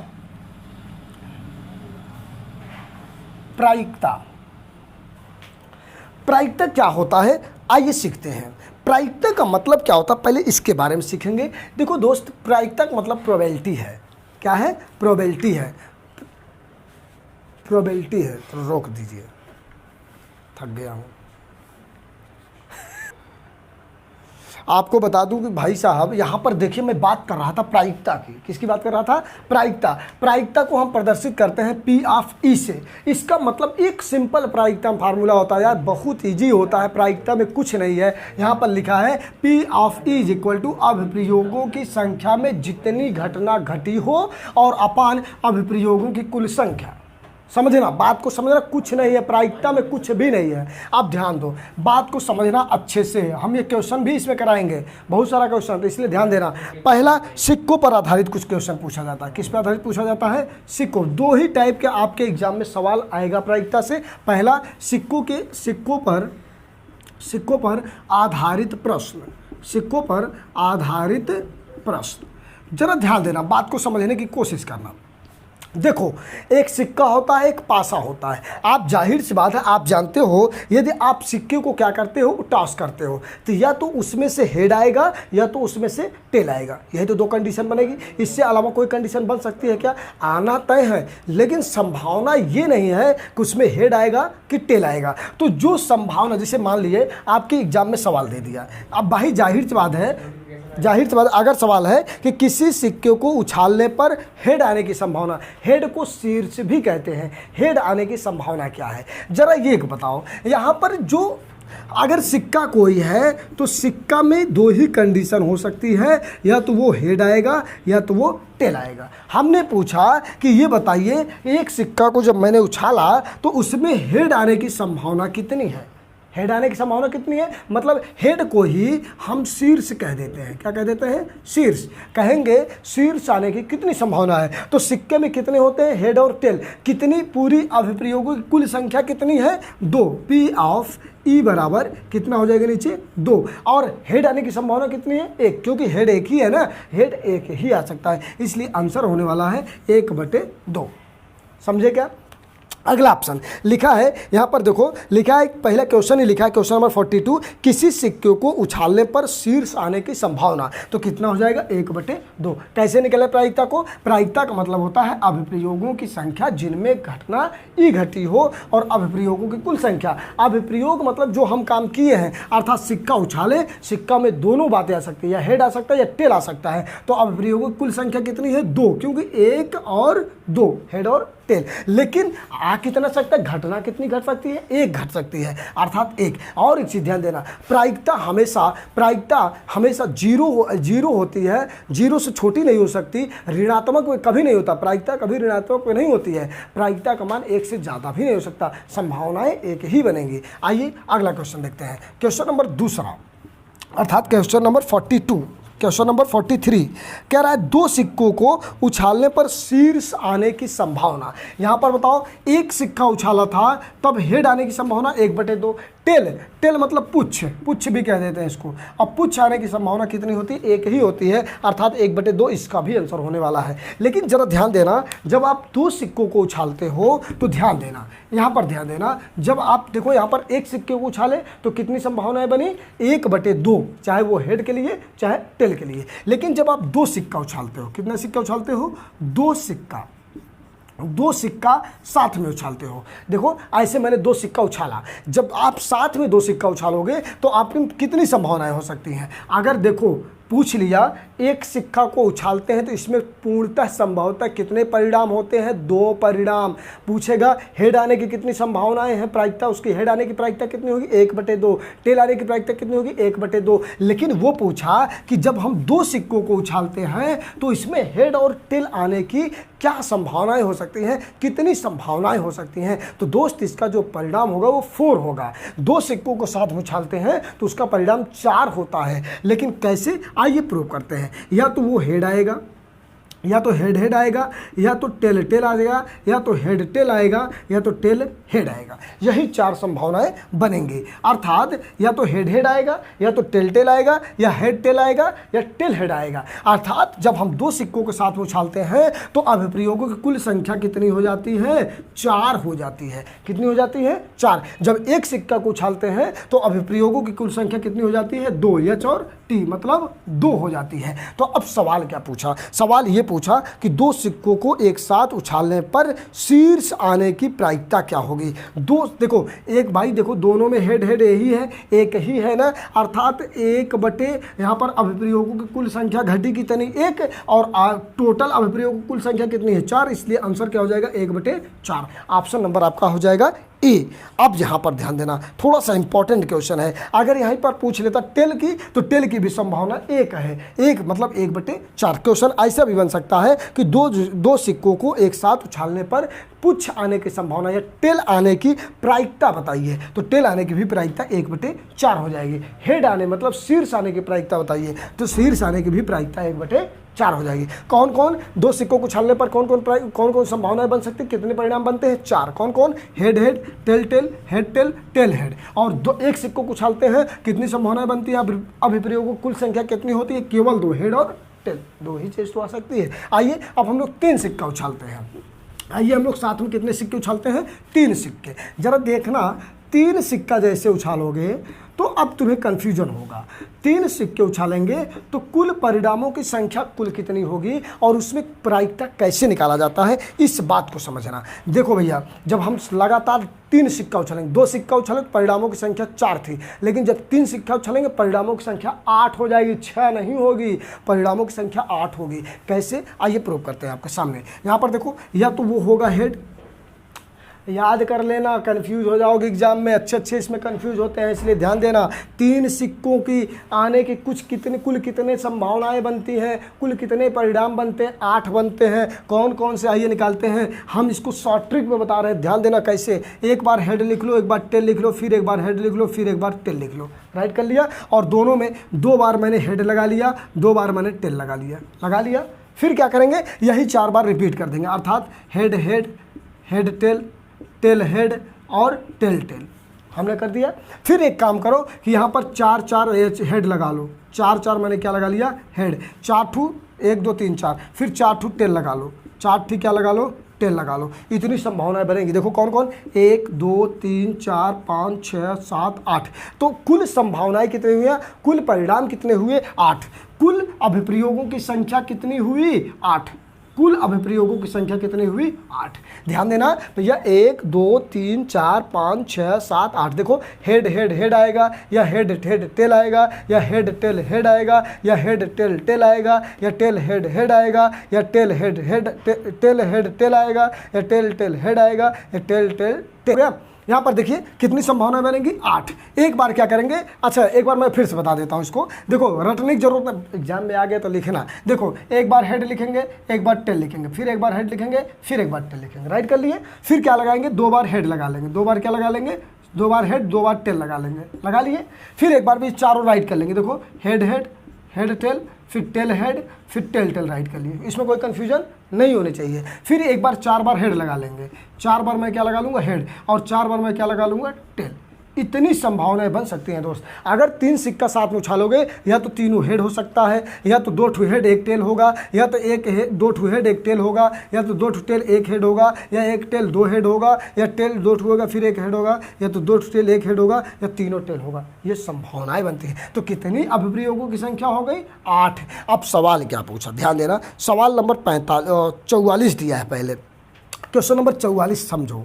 44 कह रहा है कि 3 सिक्कों को एक साथ उछालने पर शीर्ष आने की संभावना क्या है। भैया 3 सिक्के को आप साथ उछाल दीजिए, अब शीर्ष मतलब हेड होता है। अब हेड तीनों में हेड होना चाहिए। ऐसा देखो कितने में है जिसमें तीनों हेड हो, केवल एक ही कंडीशन है। तो अर्थात अभिप्रयोगों की संख्या कितनी घटी 1, अर्थात लिखेंगे 1। और कुल अभिप्रयोगों की संख्या कितनी है 8, इसलिए 1/8। आंसर नंबर आपका हो जाएगा ए, 44 का ए। समझ गए। पहला ऑप्शन दिया था 1/8, दूसरा ऑप्शन दिया था 1/4, तीसरा ऑप्शन दिया 1/6, चौथा ऑप्शन दिया 1/9। तो आंसर हमारा क्या हो जाएगा 1/8। समझ पाए क्या। अगर पूछ लेता, यहीं पर पूछ लेता 3 सिक्कों के एक साथ उछालने पर पुच्छ आने की संभावना या पुच्छ आने की प्रायिकता क्या है, तो तब भी 1/8। क्यों, टेल टेल केवल एक ही जगह है कि तीनों में साथ आएगा। समझ पाए क्या, वहां भी 1/8 आंसर होता। अगर फिर अगला क्वेश्चन पूछा, अच्छा पूछा भी है ये 3 सिक्कों के एक साथ उछालने पर पुच्छ आने की संभावना। पुच्छ मतलब टेल। टेल देखो एक ही में ऐसा है जिसमें तीनों साथ में टेल टेल आया है, इसलिए इसका भी आंसर हो जाएगा 1/8। 45 वाला भी हो जाएगा। अब देखो ये मैंने प्रायिकता का सिक्कों पर आधारित 3 क्वेश्चन बन सकते हैं। एक बार फिर रिपीट कर दे रहा हूँ। अगर वो पूछेगा एक सिक्का उछालने पर पुच्छ आने की संभावना या शीर्ष आने की संभावना, एक सिक्का जब उछालेगा हमेशा चाहे वो हेड पूछे चाहे वो टेल आने की प्रायिकता पूछे 1/2 होगा। जब 2 सिक्का उछालने के पूछेंगे, अगर मैं हेड का पूछूंगा तो उसका भी हो जाएगा 1/8, सॉरी 1/4, क्योंकि 2 है ना तो 1/4।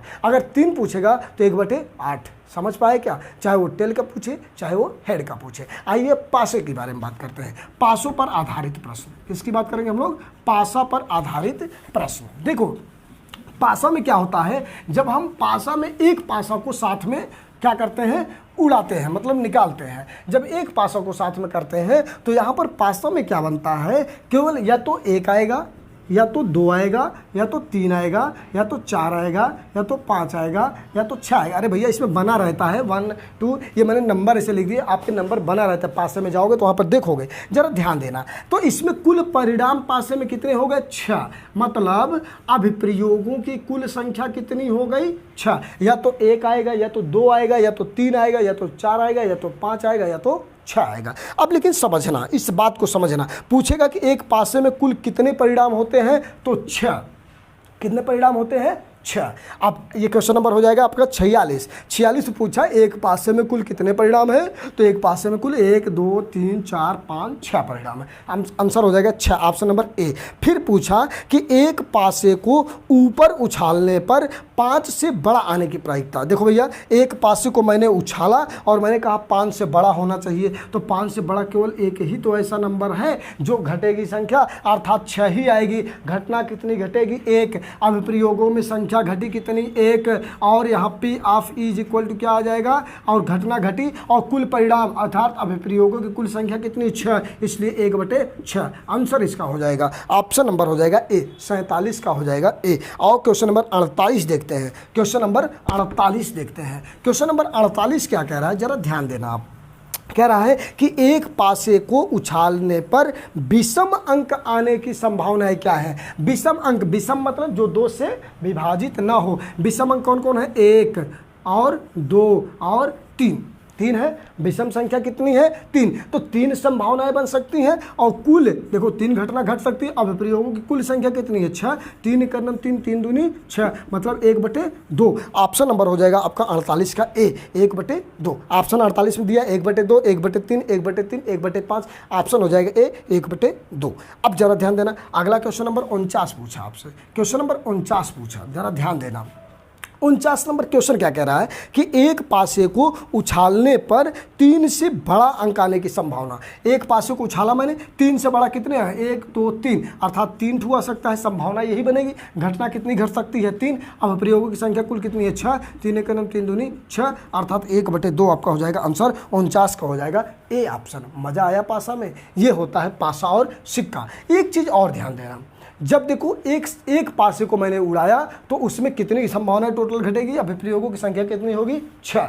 अगर वो पूछेगा 1 आने की संभावना कितनी है, तो 1/6 आंसर, और 1/6 आंसर हो जाएगा। 2 आने की तो 2/6, मतलब कहने का मतलब, सॉरी 2 पूछेगा, 2 आने की संभावना की, 2 आने की प्रायिकता क्या है पासे में, तो 1/6 ही होगा, क्योंकि घटना तो एक ही घट रही ना, यहाँ नंबर से मतलब नहीं है। समझे क्या? इस प्रकार से अगला क्वेश्चन देखते हैं। अगर मान लो एक मैं एक्स्ट्रा क्वेश्चन बताने वाला हूँ। अच्छा चलो ठीक है, आप बने रहना, अगला वाला क्वेश्चन इसी में पासे में आएगा। जब 2 पासों को हम टॉस करेंगे तो वहाँ पर क्या होगा हम आगे चल के बताएंगे। अभी इस क्वेश्चन है, मैं देखा हूँ, बताऊँगा, लेकिन पहले और आगे देखते हैं क्वेश्चन नंबर। ठीक है, आप ये जानो, बस ये फार्मूला राइट करके रखना। अगला क्वेश्चन आओ देखते हैं। आओ अगला क्वेश्न देखते हैं। Question number 50। क्वेश्चन नंबर 50 क्या है? लिखा है sine theta is equal to 1/√2। तो थीटा का मान बताइए। तो थीटा का मान बताइए, जरा बताना भैया, ध्यान दो, एक बात समझने की कोशिश करना आप। यहाँ पर थीटा का मान पूछा है, साइन थीटा, और मैंने बताया था 1/√2 को क्या कह सकते हैं? अगर यहाँ पर लिखा है साइन थीटा, इसको लिख सकते हैं साइन 45 डिग्री लिख सकते हैं क्या? साइन 45 का मान भी 1/√2 होता है। तो ये देखो साइन क्या हो जाएगा? कैंसिल, अर्थात थीटा इज इक्वल टू क्या हो जाएगा? 45 डिग्री। कोई बात नहीं, डोंट वरी। अर्थात इसका आंसर क्या हो जाने वाला है 45। बार बार मार्कर भी गिर जा रहा है सर अब मत लिखो, लेकिन मैं हार मानने वाला नहीं, क्योंकि यहाँ पर लिखा क्या है, महा मैराथन क्लास। जब तक 75 क्वेश्चन नहीं करेंगे तब तक छोड़ेंगे नहीं, चाहे पसीना नहीं खून बह जाए। आइए अगला क्वेश्चन देखते हैं। Question number 51। Question number 51, question number 51 देखो भैया, यहाँ पर लिखा है 1 माइनस साइन स्क्वायर ए, और अगला क्वेश्चन 1 प्लस tan स्क्वायर ए। एक चीज़ ध्यान देना, मैंने आपको फार्मूला बताया था त्रिकोणमिति सॉल्यूशन का, आप जाकर त्रिकोणमिति वाला वीडियो देख सकते हैं, वहाँ पर बताया था कि अगर कभी भी साइन स्क्वायर थीटा या ए कुछ भी ले सकते हो आप, अगर कॉस स्क्वायर ए राइट है तो उसकी वैल्यू सदैव 1 होती है। क्या होती है? 1। अब यहाँ से मैं फार्मूला क्रिएट कर सकता हूँ, 1 माइनस साइन स्क्वायर ए है। ये बताइए अगर आप इसको लिख सकते हो cos square A is equal to, तो क्या लिखोगे 1 माइनस साइन स्क्वायर ए। ये बताना जरा, अगर ये 1 माइनस साइन स्क्वायर है तो 1 माइनस साइन स्क्वायर ए की जगह कास स्क्वायर ए रख सकता हूँ क्या? तो यहाँ पर रख देंगे कास स्क्वायर ए इंटू, वहाँ पर देखो यहाँ पर मैंने आपको फार्मूला बताया था, इसके बराबर आप रख सकते हो क्या? सेक स्क्वायर ए। फार्मूला बताया था कि 1 प्लस tan ए स्क्वायर बराबर क्या होता है? सेक स्क्वायर है। ये बताओ आप जरा बताना, कास को क्या लिख सकते हो? 1 अपान सेक स्क्वायर ए इंटू सेक स्क्वायर ए। सेक स्क्वायर ए सेक स्क्वायर ए कैंसिल, अर्थात आ जाएगा आंसर आपको उनका 1। क्यों? क्योंकि कास ए बराबर 1 अपान सेक होता है, अगर यहाँ स्क्वायर है तो यहाँ भी स्क्वायर हो जाएगा, दोनों कैंसिल, अर्थात 1 आंसर आ गया। ऑप्शन नंबर बी हो जाएगा। पहला ऑप्शन 0, दूसरा ऑप्शन 2 1, तीसरा ऑप्शन 2, चौथा option cos A. Option number A हो जाएगा, बी हो जाएगा 1। समझ पाएगा? ये देखो आंसर है। अगला क्वेश्चन आओ, क्वेश्चन नंबर आ जाइए 52 नंबर देखते हैं। क्वेश्चन नंबर को देखते हैं 52 नंबर। 52 लिखा है cot theta into sine theta into sec theta का मान बताइए। जरा देखना, कॉट थीटा को क्या लिख सकते हो आप? Cos theta upon sine theta, ये मैंने बता रखा है, इंटू साइन थीटा को साइन थीटा रहने दो, इंटू सेक को क्या लिख सकते हो? 1 अपान कॉस थीटा, ये मैंने बताया है, आप जाके वहाँ पर देख सकते हो। Sine sine cancel, cos cos cancel, इसका आंसर आने वाला है 1। ऑप्शन नंबर कौन हो जाएगा? सी। पहला ऑप्शन कॉट स्क्वायर थीटा, दूसरा ऑप्शन tan स्क्वायर थीटा, तीसरा ऑप्शन 1, चौथा ऑप्शन कॉस थीटा, इसका ऑप्शन क्या हो जाएगा? सी, एक आंसर हो जाएगा। अगला क्वेश्चन आइए देखते हैं 53 नंबर। 53 नंबर कह रहा है कि समांतर चतुर्भुज के सभी अंतःकोणों का योगफल बताइए। देखिए भैया, समांतर चतुर्भुज के सभी अंतःकोणों का योग 360 होता है। ऑप्शन नंबर डी सही हो जाएगा। अगला क्वेश्चन, सम चतुर्भुज के कोण होते हैं। भैया सम चतुर्भुज के कोण ऑप्शन के हिसाब से सॉल्व करेंगे, लिखा है बराबर होते हैं, समान होते हैं, समकोण होते हैं, तो हमेशा ध्यान देना कि इसमें हो जाएगा सम्मुख कोण बराबर होते हैं, अर्थात सम चतुर्भुज के कोण सम्मुख कोण आपस में बराबर हो जाते हैं, इसलिए ऑप्शन नंबर डी हो जाएगा। आयत के विकर्ण क्या होते हैं? हमने बताया था कि जैसे जिस प्रकार से वर्ग का विकर्ण होता है उसी प्रकार से आयत का विकर्ण होता है, आयत का विकर्ण आपस में बराबर होता है। अभी इसके फार्मूले और मिले की बात हम लोग आगे करेंगे अगर मिलेगा सवाल तो। अगला क्वेश्चन लिखा है किसी चतुर्भुज में सम्मुख भुजाओं का एक युग्म परस्पर समांतर है, चतुर्भुज होगा। भैया उसको समलंब कहते हैं। समलंब की परिभाषा कोई पूछेगा तो आप लिखेंगे कि किसी चतुर्भुज में सम्मुख भुजाओं का एक युग्म अगर समांतर है तो उसे हम क्या कह देते हैं? समलंब कह देते हैं। वर्ग की चारों भुजाएं, अभी बताया था, वर्ग की चारों भुजाएं आपस में समान होती हैं, इसलिए ऑप्शन नंबर बी हो जाएगा। 57 नंबर क्वेश्चन है कि वर्ग की भुजाएं होती हैं। ऑप्शन ए असमान, ऑप्शन बी समान, ऑप्शन सी तिरछी, ऑप्शन डी केवल 2 समान, तो इसलिए ऑप्शन नंबर बी हो जाएगा समान। क्वेश्चन नंबर 58 आ जाओ, लिखा है समांतर चतुर्भुज के सम्मुख कोण होते हैं। समांतर चतुर्भुज के सम्मुख कोण आपस में बराबर होते हैं, इसलिए इसका आंसर हो जाएगा बराबर। ऑप्शन नंबर ए हो जाएगा। ऑप्शन ए दिया था बराबर, ऑप्शन बी दिया था असमान, ऑप्शन सी दिया था समकोण, ऑप्शन डी दिया विपक्षी, इसके लिए ऑप्शन नंबर ए हो जाएगा जिसको हम बराबर कहेंगे। चतुर्भुज के प्रकार, चतुर्भुज यहाँ पर 4 ऑप्शन दिया है, समलंब चतुर्भुज, समांतर चतुर्भुज, सम चतुर्भुज, और इनमें से उपरोक्त में सभी ऑप्शन हो जाएगा उपरोक्त सभी, क्योंकि सभी चतुर्भुज हैं, चतुर्भुज के प्रकार हैं। फिर अगला क्वेश्चन पूछा, शंकु का कुल पृष्ठीय क्षेत्रफल बताइए यदि तिर्यक ऊंचाई l और त्रिज्या r हो। अभी मैंने बताया था कि शंकु का संपूर्ण पृष्ठीय क्षेत्रफल पाई r ब्रैकेट में l प्लस r होता है। ये फार्मूला अभी हमने एक्सप्लेन किया था, आप देख लीजिएगा पीछे, तो वहां पर ऑप्शन नंबर आपका ए है इस तरीके से, इसलिए ऑप्शन नंबर ए राइट हो जाएगा। अगला क्वेश्चन 61 नंबर, आइए देखते हैं। यहाँ पर देखिए 61 नंबर क्वेश्चन क्या कह रहा है? 61 नंबर कह रहा है शंकु की ऊंचाई, यहाँ पर लिखेंगे शंकु की ऊंचाई, शंकु की ऊंचाई बराबर दिया है 9 सेंटीमीटर। ऊंचाई मतलब ये अच्छी, एच कितना दिया है 9 सेंटीमीटर, और त्रिज्या आर, आर कितना दिया है 2 सेंटीमीटर। तो आयतन बताइए। ये भैया अभी बताया था शंकु का आयतन क्या होता है, 1/3 पाई आर स्क्वायर एच, 1/3। अगर ऑप्शन पाई के दिया है तो पाई में रखेंगे, यहाँ पर पाई में दिया, ऑप्शन लिख देता हूँ। ऑप्शन ए दिया है 11 पाई, ऑप्शन बी दिया है 10 पाई, ऑप्शन सी दिया है 12 पाई, ऑप्शन डी दिया है 14। आइए सॉल्व करते हैं। 1/3 पाई रहने दो, आर, आर की वैल्यू 2, 2 का स्क्वायर इंटू एच, एच की वैल्यू 9, अर्थात 1/3 इंटू पाई इंटू 2 दूनी 4 इंटू 9, 3 त्रिका 9, 4 तिहाई 12, 12 पाई। ऑप्शन में क्या मिल रहा है क्या, आइए देखते हैं ऑप्शन नंबर सी। समझ पाए क्या, बस फार्मूला आपको लर्न होना चाहिए, ऑटोमेटिक सवाल हो जाएगा दोस्त। आइए अगला क्वेश्चन देखते हैं। क्वेश्चन नंबर आपका हो जाएगा ये 62 नंबर, ध्यान देना। क्वेश्चन नंबर क्या हो जाएगा 62। आइए सॉल्व करते हैं, आइए सॉल्व करते हैं 62 number. Question number 62, question number 62। जरा ध्यान दीजिएगा, जरा ध्यान दीजिएगा, थोड़ा पानी पी लूँ तब ध्यान दूँ आपका। आइए देखते हैं क्वेश्चन नंबर 62। लिखा है कि दो वृत्तों की त्रिज्याओं में यदि यम अनुपाते यन है, मतलब त्रिज्याएं का मतलब R1 अनुपाते R2 बराबर यम अनुपाते कितना दिया है यन, ये दिया राइट है। कह रहा है तो उसके परिधि में अनुपात बताओ, मतलब C1 अनुपाते C2 is equal to what, ये बताना है। जरा एक चीज़ ध्यान देना, आप जानते हो कि वृत्त का जो परिधि होता है, वृत्त का परिधि का फार्मूला क्या होता है। अगर मैं C1 लिखूं तो C1 बराबर लिख सकता हूं 2 पाई R1, अभी तो बताया था, और C2 अर्थात C2 लिखूं तो C2 बराबर हो जाएगा 2 पाई R2। हमसे अनुपात पूछा है तो लिख देंगे C1 अपान C2 बराबर 2 पाई R1 अपान 2 पाई R2। समझे क्या। अब ये देखो 2 पाई कैंसिल हो जाएगा, अर्थात C1 अपान C2 बराबर R1, R1 की वैल्यू यम, और यहाँ पर यन C2 की वैल्यू R2 की वैल्यू यन। बगल में आवाज़ आ गई इसलिए थोड़ा डिस्टर्बेंस हो गया, अर्थात इसको लिख सकते हैं C1 अनुपाते C2 बराबर यम अनुपाते यन, अर्थात इसके परिधि में अनुपात जो हो जाएगा वो यम अनुपाते यन हो जाएगा। ऑप्शन पहला दिया है रूट यम अनुपाते यन, दूसरा दिया है यम अनुपाते यन, तीसरा ऑप्शन दिया यम स्क्वायर यन स्क्वायर, और टी ऑप्शन दिया यन अनुपाते यन। तो ऑप्शन नंबर हो जाएगा बी यम अनुपाते यन, अर्थात ये राइट होने वाला आंसर आपका। अगला क्वेश्चन आइए देखते हैं। क्वेश्चन नंबर अगला 64 number, question number 64। Question number 64 क्या कह रहा है, ध्यान दीजिएगा। अच्छा नहीं, पहले 63 देख लीजिए। अब अगर यही दे दिया भाई क्षेत्रफल में अनुपात बताओ, ये बताओ R1 अनुपाते R2, 63 नंबर क्वेश्चन है। R1 अनुपाते R1 दिया है यम अनुपाते यन, R1 अनुपाते R2 बराबर यम अनुपाते यन दिया है, तो कह रहा है क्षेत्रफल में अनुपात बताओ।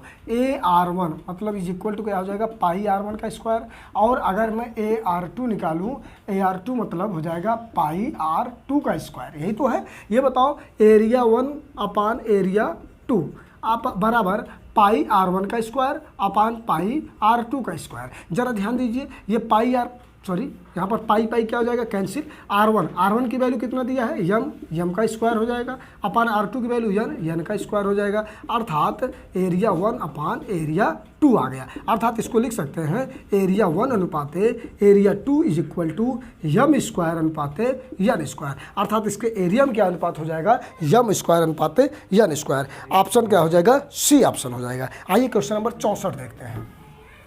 क्वेश्चन नंबर क्या लिखते हैं 64। देखिए क्वेश्चन नंबर 64 क्या हो जाएगा, यहाँ पर दिया है वृत्त की त्रिज्या, क्या दिया है वृत्त की त्रिज्या मतलब R, त्रिज्या मतलब R इज इक्वल टू दिया है 3.5 सेंटीमीटर। तो इसकी परिधि बताइए, मतलब C इज इक्वल टू वाट। आप जानते हो कि परिधि का फार्मूला क्या होता है 2 पाई R, ये बताना 2 इंटू, अगर पाई में नहीं, पाई में आंसर नहीं दिया, 2 इंटू पाई की वैल्यू 22/7 इंटू R की वैल्यू 3.5। ऑप्शन लिख देता हूँ, ऑप्शन ए है आपका 20 सेंटीमीटर, ऑप्शन बी आपका है 22 सेंटीमीटर, ऑप्शन सी आपका है 21 सेंटीमीटर, ऑप्शन डी आपका है 23 सेंटीमीटर। जरा ध्यान देना भैया, ये पॉइंट हटाओगे तो क्या आ जाएगा 10 आएगा कि नहीं आएगा, और 7 पचे क्या हो जाएगा 35, 5 दूनी क्या हो जाएगा 10, 2 से 2 क्या हो जाएगा कैंसिल, अर्थात ये हो जाएगा 22 सेंटीमीटर। सी की वैल्यू आएगी 22 सेंटीमीटर, अर्थात ऑप्शन नंबर बी। समझ पाए क्या? आइए क्वेश्चन नंबर देखते हैं 65। वृत्त की त्रिज्या दिया है। अब 65 क्या कह रहा है कि वृत्त की त्रिज्या, अर्थात यहाँ पर गिवन है वृत्त की त्रिज्या, और वृत्त की त्रिज्या बराबर दिया है कितना, 20 सेंटीमीटर। तो हमसे पूछा इसका क्षेत्रफल बताओ, एरिया बताओ। तो अभी आप जानते हो कि एरिया बराबर क्या होता है, पाई आर स्क्वायर। तो पाई की वैल्यू क्या होती है, 22/7। यहाँ पर पाई में वैल्यू दिया है तो पाई लगाएंगे, क्योंकि आंसर है, देखो भैया ऑप्शन दिया है, ऑप्शन ए 400 वर्ग सेमी, 400 वर्ग सेमी। ऑप्शन बी आपका दिया है 40 वर्ग सेमी। ऑप्शन आपका सी दिया है 400 पाई वर्ग सेमी। ऑप्शन डी आपका दिया है 200 पाई वर्ग सेमी। तो ध्यान देना, इस क्वेश्चन को सॉल्व करो पहले।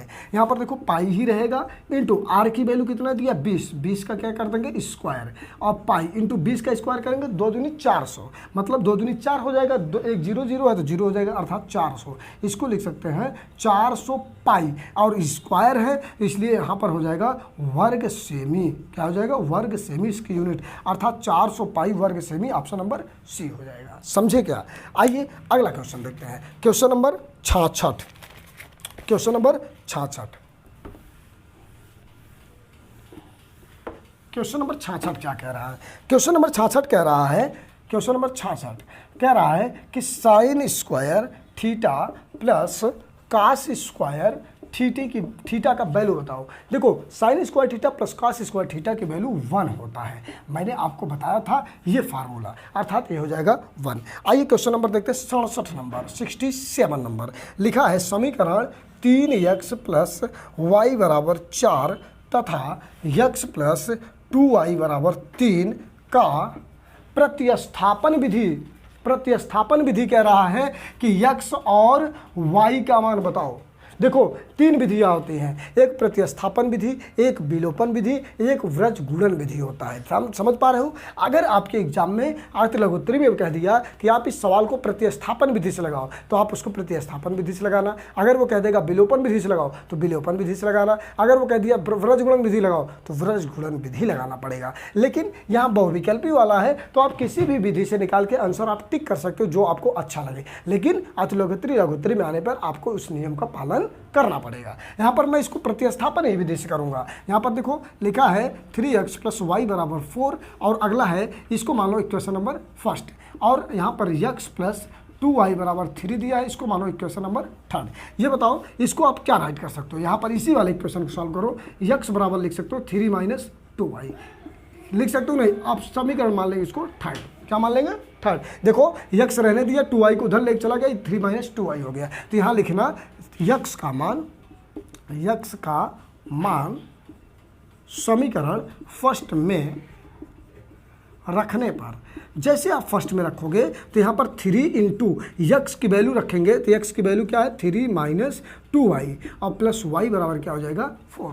समझे क्या? इसको लिखेंगे 3 त्रिका 9 माइनस 3 दूनी 6y, और प्लस y बराबर हो जाएगा 4 6। अब यहाँ पर देखो घटाओगे तो क्या हो जाएगा माइनस 5y, और बराबर क्या आ जाएगा 4। माइनस 5y बराबर ये 6 उधर जाएगा तो माइनस हो जाएगा, माइनस 5y बराबर 6 में से 4 का 2 हो जाएगा, और माइनस माइनस खत्म, अर्थात y बराबर आ जाएगा 2/5।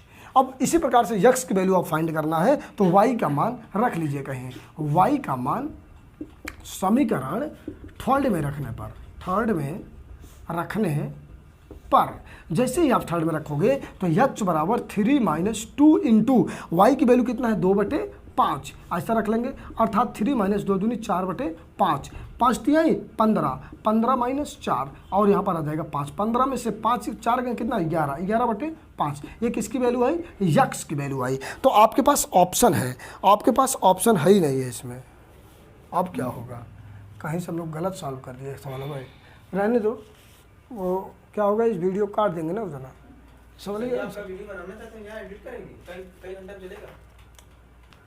देखिए दोस्तों आप यहाँ पर देखिए जरा, यहाँ पर क्वेश्चन को हम रीचेक करते हैं। यहाँ पर देखो, यहाँ पर लिखा है 3 त्रिक का 9, और यहाँ पर हो गया 6, ध्यान देना, यही थोड़ा सा गलती हुआ भैया। यहाँ बना लो आप 9, क्या बना लो 9, यहाँ बना लो 9, 9 माइनस 5 वाई, 9 उधर जाएगा, ये बताओ यहाँ 9 जाएगा तो ये 6 जगह क्या हो जाएगा 9, घटाओगे तो क्या आ जाएगा -5, और यहाँ पर ऑलरेडी एक माइनस था ही। ये बताओ y बराबर क्या आ जाएगा, y बराबर आ जाएगा -5 बटे -5, कैंसिल हो जाएगा तो y बराबर क्या आ जाएगा 1 आएगा भैया। और यहाँ पर y बराबर जब आप 1 रखोगे तो इसकी पूरी वैल्यू चेंज हो जाएगी, अर्थात x बराबर 3 - 2, अर्थात x बराबर क्या हो जाएगा 1। अतः x बराबर यहाँ पर लिख लेना, अतः x बराबर 1 एंड y बराबर भी 1। भैया थोड़ा सा गलती हो गया, इसको ध्यान देना आप लोग। यहाँ पर हो जाएगा ऑप्शन नंबर बी, x बराबर 1 y बराबर 1। यहाँ पर थोड़ा सा मिस्टेक हुआ था, आप इसको राइट कर लेना अच्छे से, अर्थात x बराबर 1 तथा y बराबर 1 हो गए। आइए क्वेश्चन नंबर 68 देखते हैं।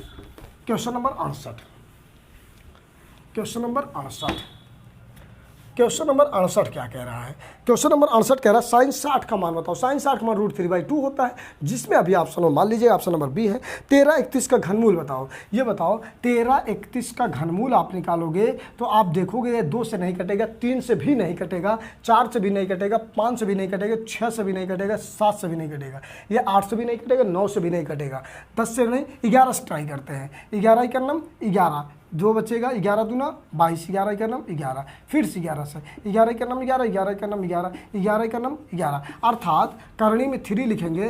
1331 बराबर आप राइट कर सकते हो करणी में 3 11 × 11 × 11, अर्थात हमेशा घनमूल में 3 का पेयर बनता है। देखो 3 का पेयर बना, अर्थात ये 11 आपका परम सत्य हो जाएगा आंसर। ऑप्शन नंबर बी हो जाएगा। ऑप्शन ए 12 है, ऑप्शन बी 11 है, ऑप्शन सी 13 है, ऑप्शन डी 19 है, तो ऑप्शन नंबर बी हो जाएगा। अगला क्वेश्चन नंबर 70 देखते हैं, सॉरी 69 हो गया 70। ये क्वेश्चन जो आपका नंबर 70 है भैया, ये क्वेश्चन नंबर गलत है, ठीक है। इसको सॉल्व करेंगे हम, पूरा आधा बोर्ड हो जाएगा, लेकिन ये क्वेश्चन पूरी तरीके से गलत है। आप लोग अपना प्रयास कर लेना, ठीक है। 49-13 इसका आंसर आएगा, लेकिन वो दूसरे तरीके से आएगा, यहाँ पर पूरे करना नहीं होगा, ये क्वेश्चन गलत है, ठीक है। आइए क्वेश्चन नंबर 71 देखते हैं।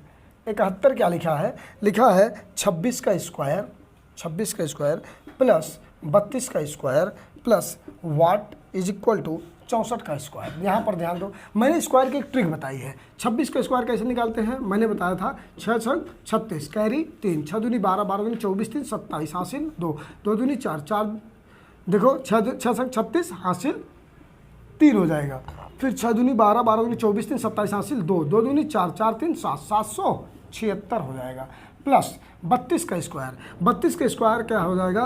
32 का स्क्वायर देखो, तरीका तुमको 2 बताया था। देखो 3 त्रिका 9 कर लो, 2 दूनी 4 कर लो, 3 दूनी 6 दूनी 12, बीच में जोड़ दो, पहला और दूसरा छोड़ दो, 4 2 9 1 10, 1024, 1024 प्लस वाट की जगह यक्स लिख लो, ज़्यादा बेटर पड़ेगा। इज इक्वल टू 64, 64 का स्क्वायर निकालोगे तो देखो 4 चौक 16, 6 छंग 36, 6 चौक 24 दूना 48, ऐड करो 6 8 1 9, 6 4 10 और 3 1 4, 40 96, 96। जरा ध्यान देना, इसको आप ऐड करो। आप जैसे इसको ऐड करते हो 1024 में, अगर आप जोड़ोगे 1024 में 7 7 6 ऐड करोगे, 6 4 10, 7 2 9 1 10, 7 1 8 1 1800 होगा, अर्थात ये हो जाएगा 1800 प्लस यक्स बराबर 40 96, अर्थात ये हो जाएगा यक्स बराबर 40 96 माइनस 1800। तो यक्स बराबर घटा दो 40 96, 1800 सब्ट्रैक्ट कर दो, 6 9 10 में से 8 गए 2, 3 में से गए 2, 3 में से गए 2 ना, तो अर्थात आंसर आ जाएगा 22 96। क्या आ जाएगा? नहीं, 3 में से गए 2, यहाँ पर देखो 22 96 आपका क्या हो जाएगा आंसर, जो कि ऑप्शन में 23 96 दे रहा है। यहाँ पर ऐड करिए 1024 में 776 ऐड करेंगे, 6 4 10, 7 2 9 1 10, 7 2 9 1 10 और ये हो जाएगा 6 4 10 7। अच्छा जी, ये 1700 होगा भैया, ध्यान देना, ये 1700 हो गया, दिमाग फेल हो गया भैया, क्योंकि महामैराथन की क्लास है ना ये। 1700 सब्ट्रैक्ट करो भैया, ये 23 96 आंसर आ जाएगा। ऑप्शन नंबर हो जाएगा आपका बी 23 96। ऑप्शन नंबर 72 आइए, क्वेश्चन नंबर 72 आइए, ऑप्शन नंबर 72 नहीं, क्वेश्चन नंबर 72 आइए भैया। यहाँ पर देखो क्वेश्चन नंबर 72 क्या कह रहा है? कह रहा है कि 1 से 50 तक संख्याओं का औसत माध्य ज्ञात कीजिए। जब औसत माध्य 1 से 50 तक कहे, अर्थात प्राकृतिक संख्या कहे, तो औसत का निकालने का फार्मूला होता है n बराबर n + 1/2 2 और n की वैल्यू कितना दिया, 1 से 50 तक, 1 से कहाँ तक, 50 तक, लास्ट वाली संख्या 50 है। तो यहाँ पर जोड़ेंगे अर्थात ये 50 हो जाएगा, 50 प्लस 1/2 अर्थात 51/2 डिवाइड करोगे 2 दूनी 4, 2 5 10.25 अर्थात 25.5। ऑप्शन नंबर बी हो जाएगा। लिखा है 73 नंबर। 73 नंबर क्वेश्चन क्या कह रहा है कि प्रथम 10 सम संख्याओं का औसत माध्य बताओ। एक चीज ध्यान देना, जब भी प्रथम 10 सम संख्याओं का माध्य पूछे, औसत माध्य पूछे, तो हमेशा उसमें n+1 कर देते हैं। क्या हो जाएगा, n+1 औसत अर्थात 10 से पूछ रहा है तो 10 + 1 अर्थात इसका आंसर क्या हो जाएगा, 11। ऑप्शन नंबर क्या हो जाएगा, डी। अगर पूछ लिया प्रथम 20 सम संख्याओं का औसत माध्य बताइए तो 20 + 1 21 आंसर हो जाएगा। दोस्तों यहाँ पर मैंने अति लघुत्तरी बहुविकल्पी प्रश्न पूरे कंप्लीट करा दिए हैं। दोस्त बड़ी मेहनत लगी है, इसलिए आप अपने दोस्तों तक इसको ज़्यादा से ज़्यादा शेयर करें, जितना ज़्यादा से ज़्यादा आप कर सकते हैं, और लगातार इसको वीडियो को कम से कम आप 3 बार देखें। अगर मुझे इस वीडियो में अगर मुझे लगा कि आप लोग पढ़ने को उत्सुक हैं हमसे, तो मैं आपको अति लघुत्तरी और लघुत्तरी भी बता दूंगा। पूरा कंप्लीट एक मैराथन क्लास लाऊंगा, बता दूंगा।